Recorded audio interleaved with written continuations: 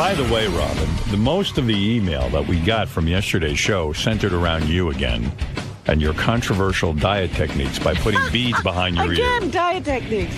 Yes, diet techniques. And also your chastising of Scott the engineer trying to put down his diet. I wasn't putting down Scott's diet. I was just saying he should look into his cellular health. You were saying he looks bad. And, I just can't sit around watching people not be well anymore. But Sorry. he is well. He is not. You were very mean to him, by the way. And you were very, Go ahead. what I would call, what do they call it? When you assist someone to continue to be unhealthy. You're an enabler. How so? You're saying, oh, no, he's fine. He is fine. What's wrong with him? Fine. He looks fine. What? Why am I unhealthy? You're not unhealthy. You think in other words, you look so much better than him. And Tim went through the same thing. Tim's lost a lot more weight. Do they look the same? Honestly, yeah. I don't think Tim looks that good. Tim looks wonderful. He's got beautiful skin. Tim walks around here like he's in a coma. He does. Are you kidding me? I agree with Scott. Every one of you wants to portray Tim as suffering. Everything that you do is perfect? Tim has rosy cheeks. He has come on. tight skin. You he look has good a 'cause of beautiful genetics. jawline. You have a good where skin. did Tim get it from? Tim doesn't look good. Tim's skin isn't sagging. Yes, it is. Tim doesn't have a pallor. You don't listen to the conversation behind Tim's back. I don't care. I can see Tim. Everyone says Tim looked better fat. Well, he might be one of those people. That Am I right? Does anybody else speak up if I'm telling not the truth here? Did anybody else heard this? Who says that? I've heard it. Yeah, I've heard it too. You heard yourself saying it. I didn't. I actually, he did. He looks a little less alert. Yeah. Oh, the rap on Tim is ever since he stopped eating. You can actually see his eyes. Ever since Tim stopped eating, there's a vacant look in his eyes. He can't really focus. You guys are so funny. But all right, listen. Just because you believe in something for yourself, No, it has nothing to do with Of course it does. I mean, belief. I don't understand how you could say I'm not healthy. I don't look good. If you're happy with it, go for it. I was just saying you could have more in life. Well, here's some email. Listen to this. How the fuck will beads make you lose weight? Robin is so fucking fucked up. A lot of cursing in these emails. Oh, they're very just passionate. angry. Here's a guy who says, hey, geniuses, you want to know how to lose weight? Consume fewer calories than you burn. Beads behind the there's ear. the genius. Crazy. He goes, Robin's crazy, uptown New York bitch. Oh, man. Uptown. Uptown. Uptown. Where'd you get those beads? People. But by the way, someone sent me an article about these beads. Fat-burning beads banned in UK. Do you have your beads in? Fat-burning beads. Yeah, do you have your beads in today? And they're on. On? Are they on you today? Yeah. Okay. Fat-burning beads banned. There's been a victory for the advocates of a rational approach to health and fitness this week, as a company that has been marketing fitness beads has been forced to stop marketing. This is not the same thing. They're calling it snake oil in the United Kingdom. The company claimed that wearing fat-burning beads caused automatic weight loss. The company was preying on people who are overweight and willing to try anything other than strict diet and exercise to trim the fat down. This comes with a diet. It doesn't say that the beads themselves This does too. alone will make you thin. In one advertisement, the company claimed... But I'm not advocating anything. I said I was trying this for myself, and I never mentioned it. So don't say I was advocating or promoting Listen to this. anything. The beads are placed behind the ears, and this is supposed to magically melt fat. The company behind the fat-burning beads... This person says, and I haven't even told you who the person is. They have promised to stop mailing their product to United Kingdom addresses. This is all banned. The company used the principles of Chinese medicine. Isn't that what this company's telling you? That's what they say. And acupuncture. But again, I told you I was checking it out. I don't tell anybody to do anything. Listen, I'm telling you, you're in with the wrong crew. Listen to this. The company... I'm not in with any crew. Just listen. The company used the principles of Chinese medicine and acupuncture to help market its magic beads. Take Was those it beads. Dr. Wu? Wait a second. It might be. Let's see. I don't know. Hold on. I'll tell you. That's not the name. I'm making it. Oh, they have names here. I'm kind of keeping them off because it's based in Hong Kong. They claim that the beads manipulated acupuncture points behind the ear, which induce a fat burning without diets, exercise, or effort, and that customers could lose 30 pounds of fat in 1 month just by wearing Again, the beads. he says without exercise or effort or dieting, and that is not the case here. Alternative medicine does have some useful tools and remedies, which can help relieve stress and tension as well as treat some minor conditions, but there are no remedies for being overweight other than changing diet and exercising. All right, well, anyway, listen, Good for you with your beads. You want to keep them in, but keep them in. But I'm just telling you, at least I'm saying something. All right. Oh, now he says something, but I don't need any help. I'll take the heat off Robin here. Not that I ever needed any help. I was always searching. The fat-burning beads, though, are banned in England. They said enough. What? Just because they think it's a con? Yeah. Oh. Yeah. That's exactly what they think. Just because of that. I mean, it's not doing anything. It's not doing anything physically to you. It's just a con. People were complaining that somehow they weren't losing weight working. from their beads as they were eating their 5th chocolate cake. Right. Well, again, to say that you are going to lose weight by rolling some beads behind your ears is ridiculous. Right. Well, that's what I'm trying to tell you. Now, enough of Robin.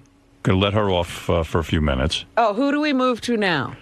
Let's go to Yucko the Clown, who wants to weigh in. Okay, Yucko, you're up. Yeah. You know what? I'm glad she got rid of the beads. Here's an idea. She didn't get rid of the beads. Well, tell her to get a matching plate, put a plate in her lips, so she can see how much food she's eating. You crazy bitch! Oh, my goodness. Yucko has it in for you lately. He does? I don't think so. I mean, that's the first time he's mentioned me in a long time in all of his fights. He's been fighting with Gary so much. Maybe I'm confusing you with Gary. Naomi, you're on the air. Hi, good morning. I was on this diet also, Robin. You're with not the beads? It's not beads. They're little magnet balls. Magnet balls. You were right yesterday. They are metal. They're not plastic. Those are metal. Right. I don't think you should keep metal that close to the back of your head. It's magnets. It's not even magnets. Even worse. Magnet balls. That Robin. That's why I'm stepping in. No, listen, I have no magnet right. Balls. Robin could do whatever she wants. When I hear magnet balls, well, why are you That taking can't be her good. word for what's behind mine? Because Oh, I've done please. it so many times. That's my go-to diet when I want to lose real quick but gain it back 50 times more after whatever party's over. And that's what you're going to do. If you're on a plan... I am not doing that diet. I don't do that diet. I eat the exact same way I always have. this is an intervention going on right now, ladies and gentlemen. But you said you're researching what other people are doing. Listen, Robin. Right, I wanted to see what the beads would do. I would never keep. It's the starvation diet part that is making them lose the weight, not the beads. The beads Well, I'm not doing that, my dear. I'm a vegan. I Well- don't drink milk. It does help you stop eating because when Robin walks by a refrigerator now, she gets stuck to the door. You can't open it. You're just trying to get your head Her off the head is door. from the magnets. They're little magnet balls. Well, can you imagine a magnet ball is behind Robin's ears? Take those things out now. Yeah, I didn't know it was a magnet. It's a magnet. They're metal. A plastic I will deal with. Well, Not a listen, magnet. I don't like that near your brain. Don't you have to get it changed every 10 days? That's what they say, yeah. Every 10 days. Because the magical powers of the magnets they will. lose their power after 10 days. Right. Do you have to pay more every time you get the new magnet? $75 each time you go. How much? $75 each time She you was go. going to a different person. Can you imagine? It's the same No, they're person. treating you, they're giving you the Scientology celebrity treatment. The Scientology celebrity treatment. Ching Chong Charlie over there is saying, hey, listen, Robin Quivers. No charge. You said you wouldn't say the name of the company. It's Ching Chong Charlie? It's Ching Chong Charlie's That's the Chinese one. magnets. I'm writing that down. Ching Chong Charlie, Chinese magnet. Chinese magnet. Ching Chong Charlie, Chinese magnet. Come on, let's go. It's a Russian doctor. Yeah. It's a Russian program. Yeah, that's what it says. Those Chinese. fakakta Russian. Like the Russians know anything. The sons of bitches. You can't get toilet paper over there, but they figured out to stick a magnet on the back of someone's head and rip off them. All right, thank you. You're welcome. She says she does it continually. Listen to her. Don't listen to her. Listen to her and don't listen to her. That's my point. You want to end up like her? I'm not. Oh, I just can't. You've got two Again, magnets behind your ears. Not anymore. Oh, you took them off? I'm taking them off now. Good, thank you. That's all I was saying. I don't like the sound of this. Because I'm not doing this program. In fact, the whole idea that you might think I am, I have to take the magnets off because I'm not doing anything different than I ever have. You were acting very strange with those magnets on. Now I can tell you, now that you're free of the magnets. Oh, you thought you detected something. Oh, wait a second. Now you're normal again. You came back to me. Did you take them off, really? I haven't yet. I've got headphones on. Take them off. Let me see. I want to make sure those things are out. I have to thinks intervene. I won't take them off. You have He's to take them off. Crazy. Ouch. Oh, is it off? See? See already? See, there's a little burn mark in your head. A burn mark. Is it off? There's one. Oops, you just gained 15 pounds. Again, I wasn't doing this for fear of gaining weight. Thank God she took it. She didn't even know they're magnets. They're putting a magnet on her head. They should have told you that. Yeah. Yeah, I mean, I should be aware if I'm being magnetized. These magnet? No, not magnet. All right, everyone who was concerned, Robin's magnets All are right, off. do you understand now that I have no fear of gaining weight? Oh, she's eating right now. She's running to the refrigerator. I'll be back. Maybe you better put the magnets back on you. I'm Jay Thomas, and I'm going to just visiting Howard. That's all. And then I'm going to promote my show on Sirius XM, and it's like walking by, and they must have had an open, like an open moment. So you're just here to shoot the shit? That's it. Yeah. It's always good when you just come on without anything specific to talk about, because anything can come up, right? Anything could happen. I mean, I'll tell stories about what's happened. That's all. But we'll drive people into my show in the afternoon, and then the Howard 101 show on Friday morning. That's it. And now, of course, that I'm here and it's early and I've been drinking all night, I'm sorry that I'm here, but I'll make it through. Jay is a very, very well-known actor, comedian. He's called in our business a triple threat. Oh, yeah. I forget what the third thing is that I don't know. Radio. You forgot that. Radio, right. Radio, acting, triple threat. How are you? Hey. Dancing, singing, everything. Well, everyone asks me why I don't get invited on Dancing with the Stars. I was just going to ask you that. I don't know why. I don't know. Does that mean that I'm just the lowest of low? Because it's like you're washed up. It's like the Dancing with the Indicted now with the guy. He looks ridiculous, and he thinks Tom DeLay. He looks ridiculous. Did you see with the little Village People vest he has on? So the reality shows. I'm shocked that you actually watch the show. Of course he watches it. You know what? For the radio show, I watch all kind of horrifying crap. Because you have to comment on pop culture. But my wife watches. It's like Robin had to put magnets behind her head because she comments on these things. Yeah. Clean House. And she watches the stuff where they clean people's houses. Yeah, the people who clean up the clutter and the crap. But she'll watch it like every night. She'll watch the clean house thing. And you want to really comment and say, she used to watch Who's the Boss. So now we've actually, gone up from that. Hasn't this hurt she likes those cleaning shows. Hasn't all of this, the way television has changed, hurt your career in a sense? It used to be sitcoms, acting work, which you're very good at. And you were on many sitcoms. You were on Mork and Mindy. You were on Cheers. Well, it killed the sitcom. It killed it, right? You know where the sitcoms are? They're on the Disney Channel. So what are you going to do now? There's less work, right? I mean, you want to act still, but where does an actor go? It's all reality show. Like you say, you'll have to go on Dancing with the Stars very soon. The other thing is there's independent movies, so there's hardly any money going on there. It's just an odd time. I don't know what's going to ever happen, but this movie, Big Fan? No. With Patton Oswalt. It's the Giant Fan thing, yeah. The guy who wrote The Wrestler. They made the whole movie for $300,000. The whole movie. So that's terrible nobody's news. getting paid even. Nobody's getting paid. Right, nobody's getting paid. There was a time when you did, even Mork and Mindy, you got a lot of money for that. You quit your radio job. You went off to do Mork and Mindy. There was big money in television. Right, ridiculous. They would start you like $10,000 a week, like starting salary. You would get that. Was that what was happening on Mork and Mindy when you went out there? You know what? I went out there and you were making good money in radio. You were on WXLO. I was. So I go out there and I make a deal for like $10,000 a week or whatever, and it was huge money. And we're having a big time and all. And so when they want to fire you out there. Yeah, they don't fire you. They cut your salary and lower your the shows you do. So I didn't have an agent for some reason. I wasn't with Don, and I was in between agents. But I had $10,000 a week. I didn't care. Who cared? And I did the Love Boat. I remember the Love that Boat and all that.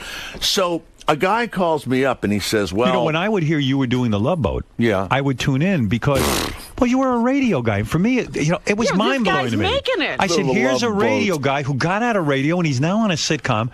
You were my hero. What's her name? Marcia Brady was my love interest. What's her real name? Not Eve Plum, but the other one. Maureen McCormick. Yeah, right. Maureen. Yeah, Maureen McCormick. So they call me up, to go and do an episode of Love Boat. So I go to her house to learn the lines or whatever. And she comes out with little short shorts and a T-shirt and no bra. And I'm in Hollywood. Look, I'm thinking, man, this is fantastic. Right. So we do lines. And she was cute back then. Yeah, and then you read a book she was doing doing blow, and she was screwing people. Not me. Nobody screwed me. Nobody offered me any cocaine. You missed all of that. I'm doing the wrong lines with her. You mean you went over her house to rehearse your script on Wilshire Boulevard, and she comes out in little short shorts and no bra. we go over the scenes or whatever, and it was kind of a sad movie. She dies in a television show. She dies in it. In Love Boat? She died in Love Boat. Right. Well, look at the ship's doctor. I think they the guy from screwed. Get Smart. Isn't that sort of an unbelievable plot when you think about all the people dying on cruise ships now? I mean, everyone disappears on these cruise ships. You know what's funny? No one died back then on cruise ships, so they were keeping it quiet. Right? It was sort of like a crystal ball, that show. So I go to the thing and I read with her, and I think we went to dinner or whatever, and so we get back to the set, and then they introduce everybody, and I think that they must have messed up the parts because there was kind of a handsome guy there, and he was playing a sleazy gangster. So they introduce the cast, and they go, playing the beautiful ingenue today will be Robin, and everybody, claps, and you remember our other cast, and then they name the handsome guy plays the sleazy guy, and they go, and playing the handsome architect from Denver, Jay Thomas. I swear to God, everybody paused. Like, what's wrong with the casting And so I'm going, Jesus, I think I was supposed to play the sleazy whatever. So I'm the handsome architect. So they have a fan and stuff, and blowing your hair, and you're by the side of the boat, and I don't know. I had to kiss her, and she's crying and she's dying, and I love her, but she's dying, and we run up these stairs and we go off set, and it's in a dark little room, and you have to stand there until they yell cut. And I never did a thing to the woman. I kiss her, and she runs up the stairs, and I go, wait, and I run up the stairs with her like that, and when I get into the little room, she turns around and she goes, don't touch me! And I go, I wasn't going to do anything to you. Nothing. She goes, well, don't touch me. I went, and now I'm in a little tiny room, and they haven't yelled cut. I said, I wasn't going to do anything. I'm Nothing. acting. I don't know what I did or what the deal was, but when I used to kiss these women on TV, you didn't know if your tongue had to come out or stayed in or whatever the deal was. You weren't trying to be a brute. You were just trying to act. You were acting the scene. I tell you who I did hit on. There was. Did you use tongue when you kissed Maureen McCormick? No. No. If the woman tongues you, you're allowed to tongue back, but you can't. Right. That kissing of a woman in a movie, and I only did sitcom kissing. It is odd. It is strange. What? Not to get Sarah Jessica Parker, I kissed once. Oh, no kidding. I played a really sleazy guy, and I was looking at a house with her, and so she says, "Well, you could make the deal for this house," and I go, "Really? You can make the deal?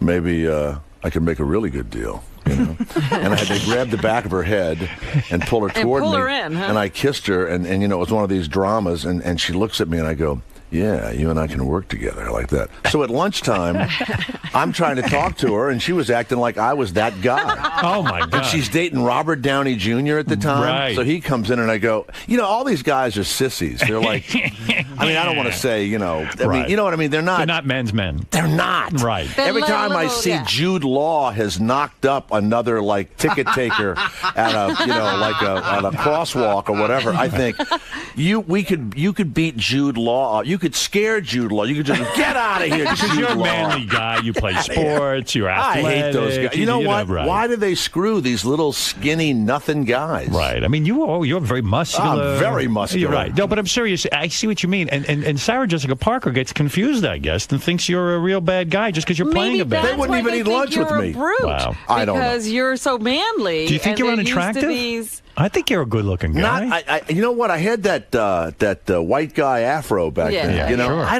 don't know. I think maybe I'm overbearing. I was overbearing. I think I looked like I was up to something at all times. You look shifty. I look very shifty. Yeah, you do. So, I mean, look at the career you've had. Yeah, I mean, you've really done a lot of. You made out with Sarah Jessica Parker. That's right. You've done a lot of important things. Wait, you were about to tell us a story about somebody you made out with. Maybe it was Sarah Jessica Parker. I don't know. No, yeah, no. You were saying there was somebody that you hit on. Yeah, you hit on somebody. Yeah. You know, I can't think of her name, but she was around when I was doing the Love Boat, and she was on the set, and I actually did hit on her. She was an actress. And I put my hand on her. She married Clint Black. What was that woman's name? Oh, she was cute. I know you mean, blonde girl. Lisa Hartman. Lisa Hartman. So she's there. Go ahead. So I go, Now I'm going to hit on her. Well, of course. She's not in the show. Right. I'm going to hit on her. Right. And she had like a really hot car, like, I don't know, a BMW or a Mercedes. And she's sexy. And so I lean on the car, and I do my like, hey, how's it going?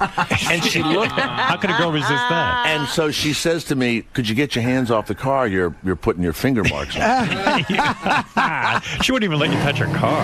And she ended up with the big, tall guy that was on the Michael J. Fox TV show. What was Let me that? think, who was that? He That played was, the mayor. Big tall. Oh, Barry.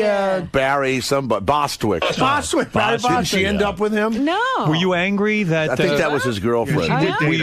She did date him. Were you angry that she wouldn't even let you touch her car? I mean... Yeah, it was awful. You know what else? Were you very grateful when you met your wife? I mean, that she was... I only dated townies, even in radio. I never, I tell you, I used to work at stations, and I would, screw every woman in the building. You worked at a lot of radio stations. I worked at a lot of stations, so I'd hit on the secretary and all that.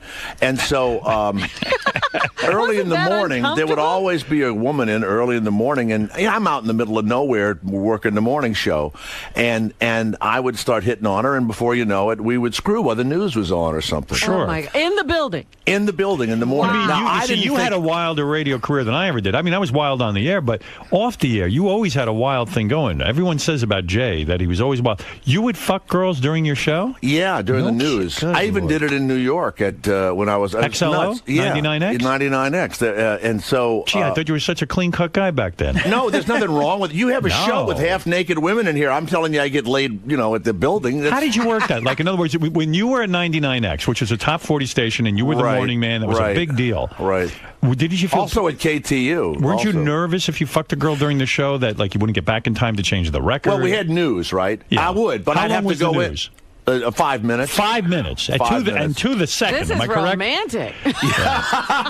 And you know what? I don't you'd think meet there a was girl like who was the receptionist and say, "Quickly, come back." It would usually be a woman that would have to come in early and do the logs or something, fill out something Traffic or other. girl, yeah. Traffic girl would be Right. the traffic girl. Right. Well, and I always thought no one knew it. Of course, everyone knew what I was doing.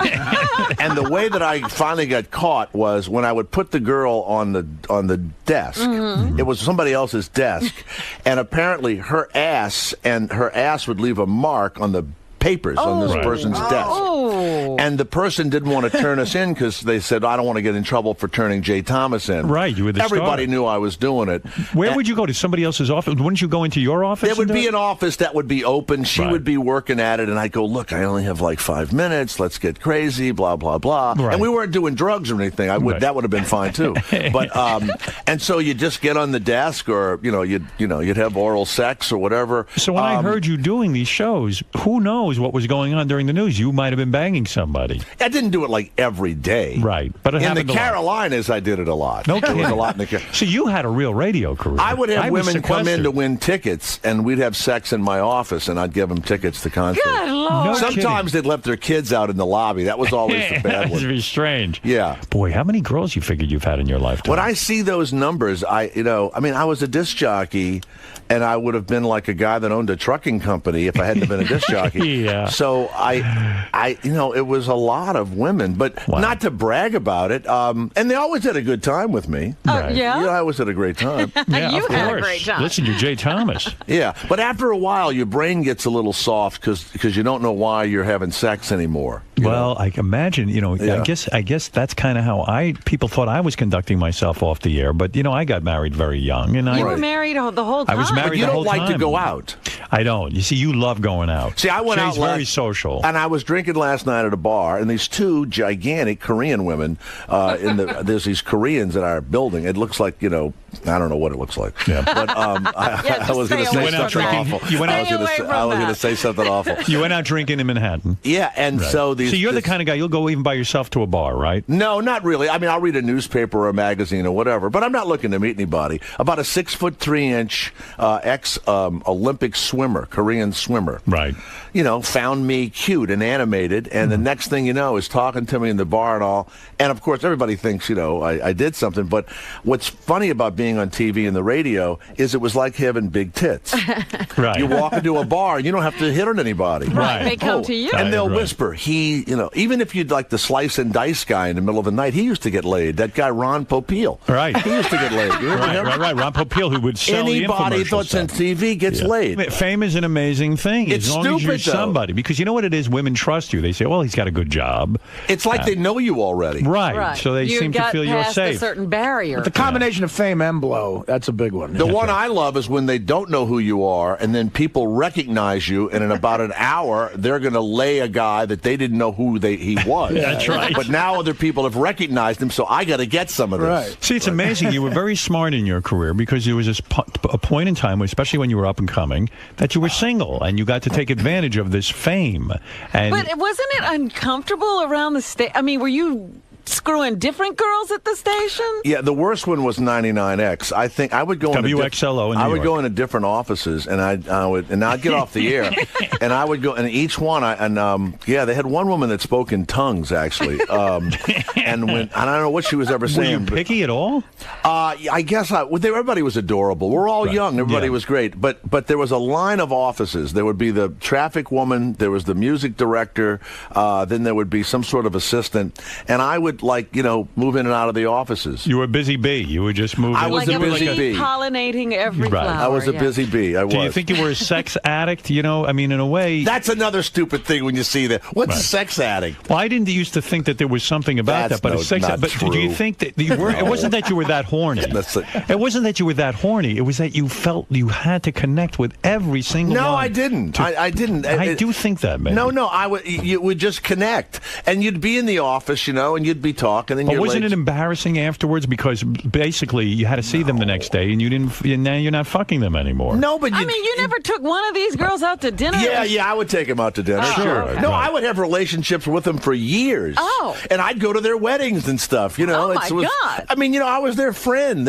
I was their fuck buddy. I don't know. What do you want to call it? So you're the kind of guy. Yeah, I would describe you as a It was very social guy. available. It was available. So you're a social guy, even though you're a morning guy and all that. You will always go out at night. I'll stay out late. Yeah. You will stay out late. I don't know how you do it physically. I didn't want to do. I went out. We stayed out till 2 a.m. last night, and I said, "Jesus, I got to do Howard. This is stupid. Right, but you do it, and then what do you do? You don't care about sleep. You don't get sick a lot from not I sleeping. don't get sleep. No, I don't get sick. You don't get sick because you like for example, Monday night, my wife's out of town, and I get a Really? call. I got a call from. Isn't that in the paper every day now? Yeah, I got a call from Steve Martin. You know who Steve Martin is? You mean the comedian? The comedian. Steve called me up, and I'm friendly with. I've gone to dinner with Steve. Do I know who Steve Martin is? I don't know who you know. You're so busy fucking. So You might have missed him. you were busy with the Love Boat. But he's boring, Steve Martin. No, a terrific guy. But that's not the point. I'm not here to debate the merits of Steve Martin. I think Steve is a genius. But So did you and Steve get together? no. So Steve called me up. He says, "Hey, listen, we're going to dinner with Ben Stiller and his wife." He says, "I think Beth's out of town, but would you like to join us?" Now, Jay is a smart guy. He would say, go. "You know what? Let's go." In fact, they were even eating early, 7 o'clock. 2 seconds, I'd be there. Right, because Why it's wouldn't you? I said to myself, I'll be sick. It's too late. I've got to get to bed by 9 o'clock at least. I need to organize for the show the next day. I'm completely focused on this fucking show. It was ridiculous. I know.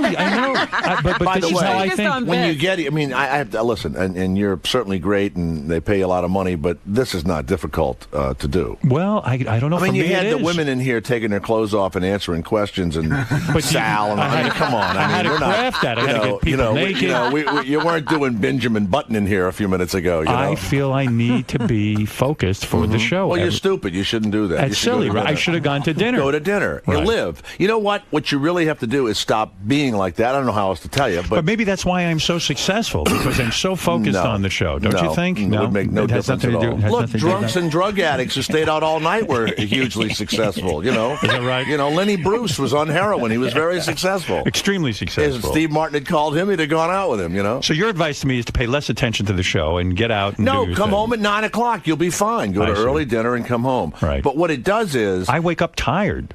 I need my sleep. This is all, but you program yourself. Do you hear what you just said to yourself? Jay has he has a good attitude. Do you Jay nap? says I'll go out and have a good time, and then I'll get up Look, and do I the was show. tired this morning. I'll take a nap later. Or You'll rally. I'll figure something out. Yeah. Who were and you I'm out gonna- with last night? You went I to went the out bar. with the people from my show, Oh, okay. and we were having a nice time. But I was. Is that nice? Did you at some point get very fatigued and say, I can't talk to these people anymore. I'm exhausted from talking. I just want to be by myself and But think. he doesn't see them that often. You don't. But you guys guys don't work in the same. No, but I stayed with them for 45 minutes, and then I talked to the Korean women for a while. Then I went across town, and I had dinner with somebody else, and I do it in like 1 and 2 hour little segments. Really? And then when I came back, somebody called me, and they said, we're at the vodka bar, and I go to the vodka bar, and I said, I'm only going to stay an hour. How much drinking do you do when you do this? I probably do 2 or 3 drinks a day. You know, either wine a day, every day. Every single day. Yeah. Wow. Something or other. Boy, but you're having a lot of fun, aren't you? Because but I'm from New Orleans. That's a whole different deal. I don't feel that connected to people. I get exhausted from talking to people. I get tired. From it's exhausting. It's draining. But you have a whole dialogue going on in your head about, am I being funny? Am I witty? I don't know. You know, do they like me? Howard, at some point, you're a married guy. Why go through all this if you're not going to get laid at the end? No, you're not going to get laid. But you know what? You're not thinking about getting laid. Right. I mean, and listen, when it's no fun anymore, you go, oh, I gotta go. I gotta get up. I gotta get across town. All right, well, so what do you do? You sit alone? That's fun? Sitting alone is fun? And watching what? Television? Television. I play chess. Jesus. You know, if I watch TV and I'm alone, that's depressing to me. Yeah. You know? I mean, if you were writing a novel or something, I can understand. See, it's depressing to me to be out with people. Oh, God. Well, you know, sometimes I don't want to be with anyone, but I want to get together with you one time. We're going to do it. Nothing exciting is going to happen. No, I'm going to go to dinner with you. I'm not as exciting as Steve Martin. I want to watch. Listen, Steve. When I was on 99X, he was the hottest comic. Steve's a genius. He came on the show and he wasn't funny. So that was like 25 years ago, and he wasn't funny, and I never forgave him. I don't like these star comics who come on shows and they're not funny. Steve Martin put out some of the greatest comedy. He did great movies, and that book he just wrote was brilliant. I'm talking about what about the Pink Panther movies? Why does he do those? I didn't see Pink Panther. For the money. Listen, the same reason you did Love Boat. Payday. Same reason you did Love Boat. I wouldn't do Pink Panther if I was Steve Martin or with 8 You Get April. It's embarrassing. He wants to act. No, he can do anything he wants. It's embarrassing. All right. It's embarrassing. Well, listen, you can take it up with him when he invites you to dinner. I'll tell you, the other day, this hadn't happened to my sitcoms, Kelsey Grammer's doing a television show. Go ahead. So they said, hey, there's the part of The Best Friend, but it's not going to be every week. You can do your radio show and great. And be fabulous. I go, good. Right? And I go, gee, I'm getting ready to leave for New York and all. And they go, look, you've got the part. Go ahead. Just go into the building and meet him. And meet Kelsey Grammer. No, I know Kelsey and the other director guy who did Cheers. And so I said, all right. So I rearranged my schedule. All I got to do is go in. Right, because the part's yours. It's mine. Right. So I go in and I rearrange everything, and I get in there, and there's 40 people waiting to be I'm thinking, this isn't even like that special, right? Yeah. So I go in, they laugh, I read. All I got to do is go in. Right. I get back in the car, and I'm heading for the airport, and my the manager guy calls me up, and he goes, Jesus, God, you're not the right height and weight. Oh, stop They said, you did a great job. They always say, you did a great job. But I said, what are you, crazy? They know how tall I am and everything. And I thought I should have not gone out of my way. I should have just said. Why do people say to you? Well, I got to ask you a question. I don't know. I've heard these kind of stories before. Why do people say to you, Jay, we love you, come in, it's a formality. I don't know. And the part is yours. Just meet And then you show up and there are 40 guys waiting to audition. I don't know why they do it. You're part of a cattle call. I don't know why they It's humiliating, right? It's weird. Because you know the players, they've seen you act. And the other guys are great, and whoever got the part is great, but they were different looking guys. In other words, I'm asking you, why do they lie to you? I don't know that I don't think they lie as much in New York, but in L.A. they cannot hurt your feelings. Right. It's they don't want to hurt your feelings. I mean, I'm upset for you. Now, you did get some work in an upcoming movie. You were in the movie. The movie was out already. Snatched? No, we just finished. You finished shooting it. It's a weird movie. It's about a guy that is going to give a kidney up. And he goes in to give a kidney up to like his brother-in-law or something. And when he wakes up, he has a vagina. They botched the operation. Wow. And Andrew McCarthy stars as the guy who loses his... everybody laughs at it. But a guy from my high school wrote it and called me, and it was an easy deal to make. And then I got another friend to... Did you get paid for this one? Yeah, it was really good. It's really good. So we go to New Orleans. We shoot it for like a month. It was fun. And so Andrew McCarthy is going to play the guy who loses his penis. He's a good actor. So I play the lawyer, and my line is I smell money, and I'm on television, I smell money, and I see his vagina, and I really smell money, But I was watching him the first day, and it'll hit you sometimes when you're doing kind of a weird movie, and it hit him, I think, like the first day. He was playing a guy who had a vagina, and I was sitting, and I was being really quiet, and I'm thinking, yeah, it's hitting him. It's starting to... He's realizing this is not... He's thinking, I'm playing a guy with a vagina. Yeah. How is this going to go? Right. Right. But everybody laughs at the premise. I It's don't a know. good premise, but... It is. Yeah. But it's called Snatched. Snatched. All right. Well, I like the title. I like that you're in it. I will go see it when it comes out. Good. I'm sure you will. And recently... Will you go see it, or do we have to send you... Send me a copy. Sure, I of won't go course. anywhere. You never go to a theater, buy a box of popcorn, and sit with people. No, I do. I do. I do When that. was Do the they last bother time you did that? Do they bother you? I can't when you go remember out? doing it. People go out. Do they surround you like you're a monolith of some sort? No, it depends on where I am. There was one day, the other day, things got overwhelming. I was walking down, I was trying to get to 53rd Street. Were you alone? Yeah. Okay, good. I was trying to get down to 53rd Street. Well, what happened was I was in a limo.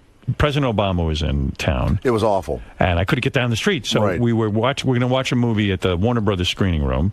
I got out of 57th. I walked down the street. No one bothered me. I got to 53rd. Then the cops stopped me because they wouldn't let anyone through because Obama was going to do Letterman. Well, then all hell broke loose because I'm standing there now. The cops don't let me through, and there's about 500 people waiting. You're stationary. I'm stationary, and that's what did me in. Then you're surrounded. Yeah, and I said to the cop, give me a break. Come on, huh? And it looks like little pushins around you, right? That's right. I'm a tall guy. So now, how long are you going to keep the hair thing? I'm going to keep the hair as long as it keeps on top of my head. What do you mean? There's a point in time that it's... Is my hair too long, you think? When you get a certain age, I think that the hair... You think it looks silly?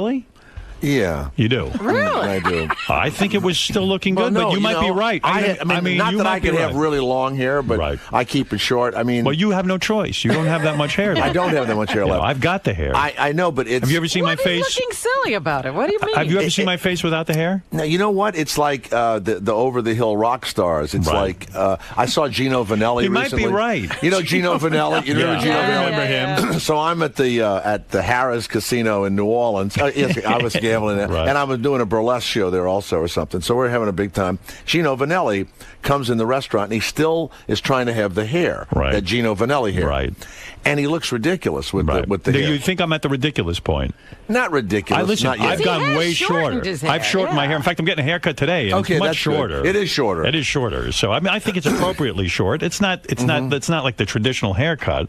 It's a little bit of a And you have no gray hairs, or is that dyed? No, not dyed at all. I do have gray hair, but I'm not coloring my hair. Okay. I'm not doing any of that weird shit. No, you know what? I mean, I don't want to. I know it's probably going to send you into some, therapeutic tailspin. I'm already there. With your hair. But I was just wondering, how long do you go all your life? Will you be 70 with the long hair? I don't have the answer for you. A silver ponytail? Will you have that? That's the one I like. If you notice, my hair's gotten shorter. It has. And it's getting shorter. I'm starting to move into that area where I make it shorter and shorter. Right. Beth likes it shorter. And that's the way it's going to be. But will it ever be a traditional haircut? I don't know. But listen, guys do stuff. Will they you fix ever their teeth. dislike her after a while, like men? Of course, I'm a guy. Dislike their wives. No, so far so good. You're all I love her. I'm having a good time. How many years do you dislike your wife? No, we've gone through everything, but we happen to be going through a good period now. But you've gone through dislike and then liking her. Yeah, you wake up. I'm sure she couldn't stand me either. You just don't like each other. You look at each other, and I think that's why Beth maybe took this job. Maybe she didn't like me so much anymore. I don't know. Because she left for a month. So I'm kind of like, you know what? Maybe she, in some level, she was kind of like, I need to get away from this guy. A little space. Because in the she beginning doesn't of the need relationship, you as much as you need her. That's right. Because every 5 minutes you say she's out of town. Right. Yeah. Right. Yeah. I need her. She doesn't need me that much. So when you're just sitting around watching TV, does she just stare at you? No, she has a very busy life. Trust me. She's working around the house? She's working. She's got a bunch of jobs that she's doing. So she is. And so you're miserable by yourself. Yes. Yes. Yes. But he won't go out and meet people. Right. It's very weird. Tell me about this movie you did, TV movie. Lindsay Lohan was in it? Yeah, well, it wasn't a TV movie. It was going to be a regular movie. Oh. And so it was called Labor Pains. So...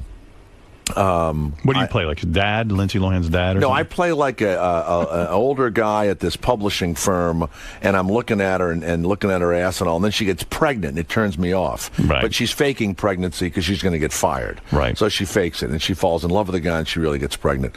So there's Lindsay Lohan. Sounds horrible. Yeah, it wasn't great. Yeah, right. I like good. Snatch better. Yeah, me too. Snatch is a good one, right? That's right. Well, so I get to the set, and there's all these paparazzi there, and I haven't been, it's been years since I've been around all the paparazzi stuff. Right. These guys want to take pictures of Lindsay Lohan every minute.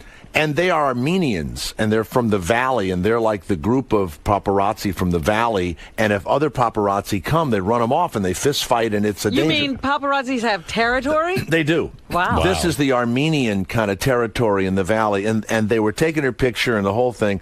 But here's what's upsetting. When you walk, like I would walk out, they would lift their cameras and then go, oh, no, and they'd put it down. So you wish your picture was being taken, too. Right. And after a few days, you hate these guys because they have no friggin' interest in you. Right. So she's smoking a cigarette and they're taking a picture of her. So I would try and, get in the picture. I would, stand behind her. I don't even smoke. I was smoking a cigarette. It's demeaning to a guy with your talents that you've got to sit and try to get yourself into the picture with Lindsay Lohan. So here's Lindsay Lohan. You come to the set, you sit down, she's in the thing getting her makeup done. She doesn't say hello, hi, I'm Lindsay. She's not a bad person. That's disrespectful. No, she's just unsophisticated. Okay, yeah. Doesn't say anything. So I don't even think she ever knew my name. Right. So the paparazzi are taking pictures and the whole thing, and I'm working and I'm thinking, what is all this? They knock on my door and they go, Jay, it's Lindsay's birthday. Do you want to come down? We're going to give her a cake. I go, I have no fucking interest in giving a cake to her. So I close the door, and I'm in there going, Jesus Christ, maybe I should go down there while they're giving her the cake. So I waited in my trailer for a few minutes, and I cracked the door open, and people are gathering in front of her door, like, Cheryl Hines is there, she's in the movie, and I'm thinking, oh, Christ, I guess I got to go down.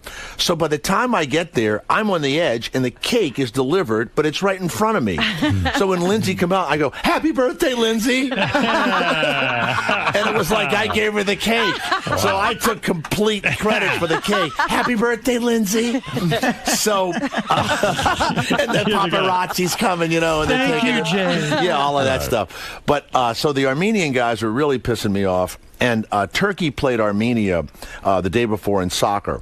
And I guess Turkey had killed every Armenian. Right. So it was a big game, right? So Turkey wins the game. So a guy says to me in the sports bar, he goes, man, that's going to cause a riot, and I go, wait a minute, you mean the Armenians hate the Turks? They go, oh, God, they hate them. The next day, I go over to the paparazzi guys. I go, look, let's bury the hatchet, okay? Yeah. Because you guys had an exciting thing yesterday. And they go, what is it? What did we have? I go, well, you're all Turks, right? You won the big game, didn't you?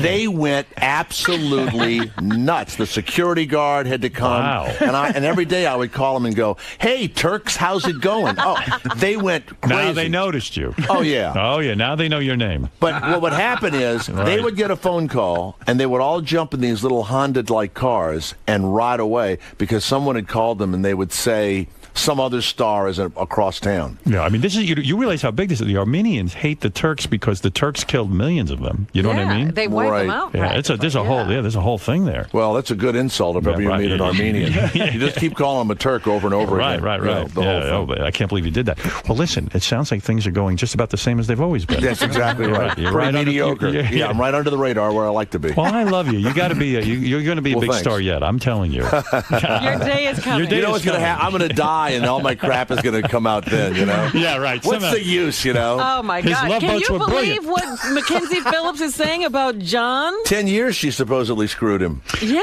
Marianne from Brooklyn, you're on the air. Jay, I like you, but who are you, Frederick Fakai? Howard's hair is so sexy. That's his trademark. My hair. You jumped the bus. You got that corporate cut. Are you friggin' kidding me? Howard, keep your hair curly. Oh, I'm keeping it because Jay has never seen me with short hair. It's hideous. Jay, listen, Jay is not a famous hair designer, believe me. He's not a fashion consultant. Right. I mean, you see what Jay's wearing. Well, I got a black T-shirt on, and I'm dressed much younger than my years. Jay, I keep the hair long because my face needs the fullness around. I have a very long, hideous face. Nice. That's good. Yeah, trust me, this has been analyzed by people more aware of this stuff than you. I don't know how I'd cut it, but I like the little thing. What does the Jews have? The little taluses that hang down. Payas. The payasses. That's right. So this is Marianne. She's a huge fan of yours. Yes, Ralph, go ahead. You're on the air with the great Jay Thomas. By the way, the reason Jay's here, not for his health, I want you to listen to Jay. J. Thomas Show. Sure. Weekday afternoons from 3 to 6 on Sirius 108 and XM 138. And don't miss 139, I think it is. Is it? Yeah. And don't miss Jay Friday mornings from 7 to 10 on, of course, right here, Howard 101. That's right. Which we love having him on. Ralph, go ahead. And listen, it's a good show. And Jay is maybe an A-list guest on your show. But, Jay, maybe if you got some sleep, you wouldn't be doing that annoying coughing every 2 minutes. Yeah, I know. I apologize. See, Sorry. that's what I'm talking about. You can't be clearing your throat and coughing all the time. That's where you pay the booze. for it. You're the leading vodka man. Bar. You're the lead singer. You got to take care of them boys. If you just gone home before the vodka bar, you'd be fine. I might have even forgotten I was doing this show at some point in the evening. There was a point where I went, do I have to work tomorrow? Wait a second. I think I got something in the morning. Have I been clearing my throat? That's awful. I apologize. I wasn't picking up on it, but Ralph... I noticed it. Ralph is a top Yeah, maybe if I had slept more and if I had just not had a life, I would have I would have had your life. I mean, I don't know if I would trade the fun I've had for money. I don't know. I can't tell you. I don't know. I am telling you that I can't do what you do and come in here and be effective. But that's no. But I don't think I'm hurting If I was hurting myself, I wouldn't do it. I don't. Okay. I don't I'm just feel telling badly. you, I have a problem. But Artie and I could go out and have a brilliant time. Oh yeah, Artie doesn't worry.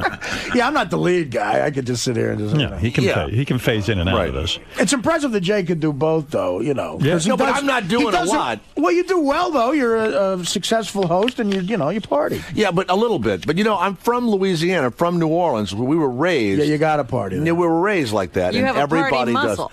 You have a party muscle. Yeah. I was raised, as I've said. I like the party muscle. I've said in my That's book. a good title. I've muscle. said in my book, Jay, I was raised like a veal. You're still acting like one. I stayed in my house. Oh man! And I waited for the next thing. My mother told me, "You'll get sick if you go out.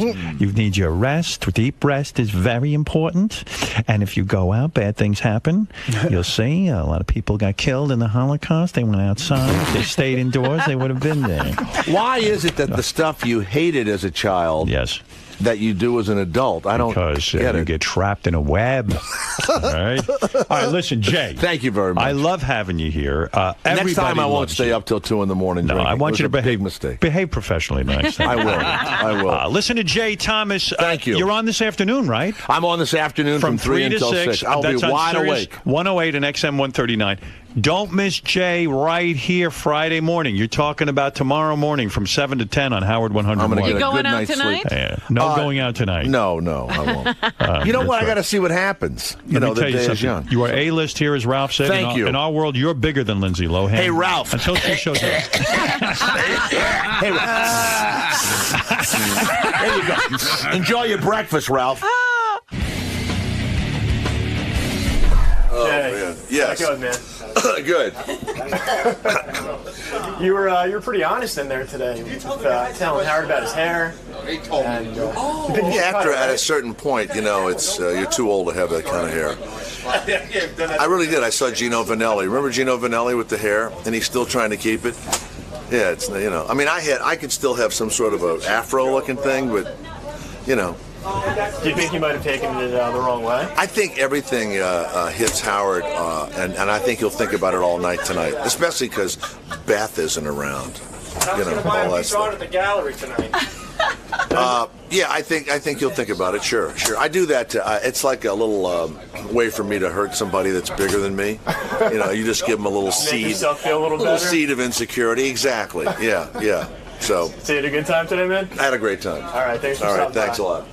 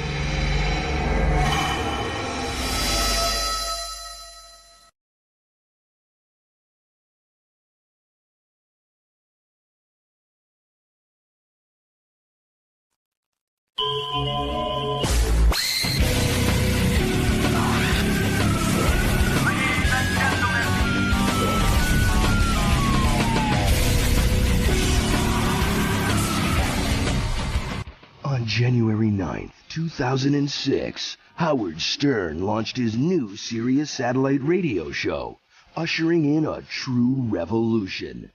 On January 5th, 4 days before this momentous occasion, Howard led the second of 2 technical studio rehearsals.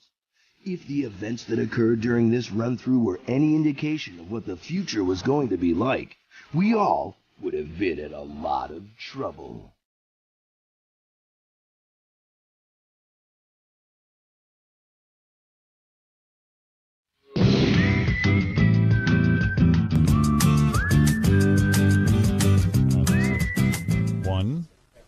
One, two. All right. So that pin's over there. That's good. Artie, say something. Hello. 1, 2. Testing. 1. Testing. Testing. Well, all right. Fred? Testing. 1, 2. 1, 2. We are testing for proper modulation. As you will know. All right. So I noticed that when we pin up all the way, there is that echo. Let's see how it is now. Actually, Fred, can you put your mic a little bit closer to you? Sure can. Testing. 1, 2. I've been trying for 20 years to get him to pull his microphone closer. Testing. 1, 2. How's that? Is that better? You know, I would put this on the air. Why not? Yeah, I would too. You know what? I would. People like it, and who gives a fuck? I know you'd change your mind. I just wanted to remind you that you were changing your mind. All right. All right, I'm just going to start from the left-hand side of the board to the...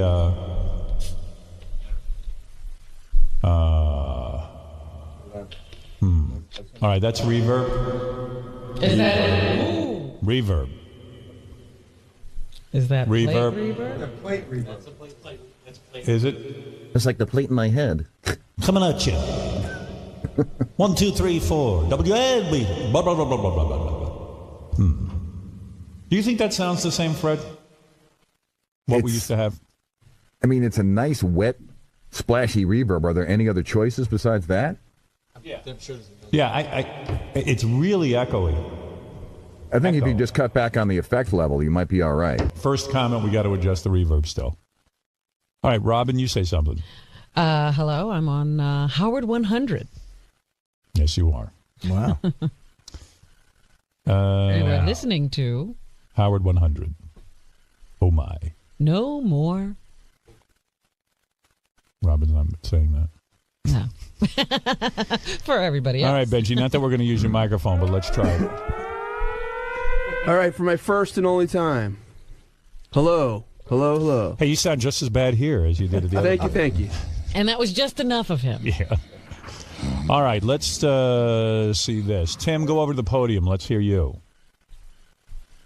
Test 1, 2, 3, 4, 5, 6, 7. All right, so how you got to get them testing 1, 2, 3, 4, 5, 6, right, 7. So that's got to be awkward that you have to lean like you're not. Okay. That comes out. Oh, still loose. Yeah. Okay. Check 1, 2. Say proper modulation. Say, I'm very glad I left Infinity because... I'm very glad I left Infinity. Wait, I'll give you a line. Okay. Very glad I left Infinity because I'd be part of Free FM if I was there right now. I'm very glad I left Infinity. Otherwise, I would be a part of Free FM. Your career might be over here, but you'll have a lot more... I'll have fun. At least I said it. I can say I did it. Yeah, maybe you get a book out of this or something. Yeah. Let's see. Okay. Podium, Benji, Robin, Fred, Artie, Howard. Okay, so what I've learned today is that the overall sound is better. It still sounds a little bassy to me. Okay. True? And distorted. Yeah. How do you sound to you? I don't feel like I have the same amount of compression that I had at K-Rock, and I don't feel like I have the same amount of, it sounds a little, maybe the word is muddy. There's a guy on the phone who says I sound kind of muddy. Let's just, wait, I'm going to bring him up. Hold on. Nobody tell me how to do that because I'm learning the new board. This is a test, by the way, if you're listening at home. It is not, so we haven't labeled this phone yet, have we? Hello. You want me to show you? Show me where. It is labeled right here. Oh, that's the label? Yeah. Great. Hello. Then I'm all set. It's different than this. Right. All right, is this, let's see if I have this right. Oh, we haven't labeled these yet, have we? No. The buns are They're at the. All right. Is this Mike? Yep. Look at me. Look at my ass working the board. Nice. Wow. Robin Look at my. sounds the worst. Who sounds the worst? Robin. What is it, muddy? It sounds like you're in an echo chamber. Uh-huh. Well, there was that echoey thing happening the other day. I guess it's still happening. But it's not clear at all. Yeah, I don't have. How's this? Whoa! Usually you sound fantastic, You want to say something, Gary? Go ahead. Yeah, I just wanted.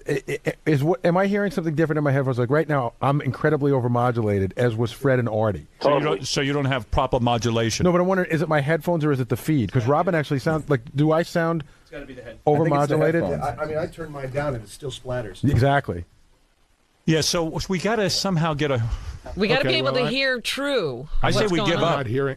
I say we give up and take another month off. They still haven't gotten the studio right. I got a good idea for you. Go ahead. Send the engineer outside to listen on the radio and let him hear what it sounds like. I'm going to do that. This guy is a genius. I like you. We need to hire him. I miss you guys. You're going to work. God you're back. You're going to work back in the booth with Sal and Richard. We hire any listener with any kind of intuition or ability. As long as I got something to cover my rear end. Okay. All right. Hey, I'm going to hang up on you just because I'm practicing hanging up. Okay, be good.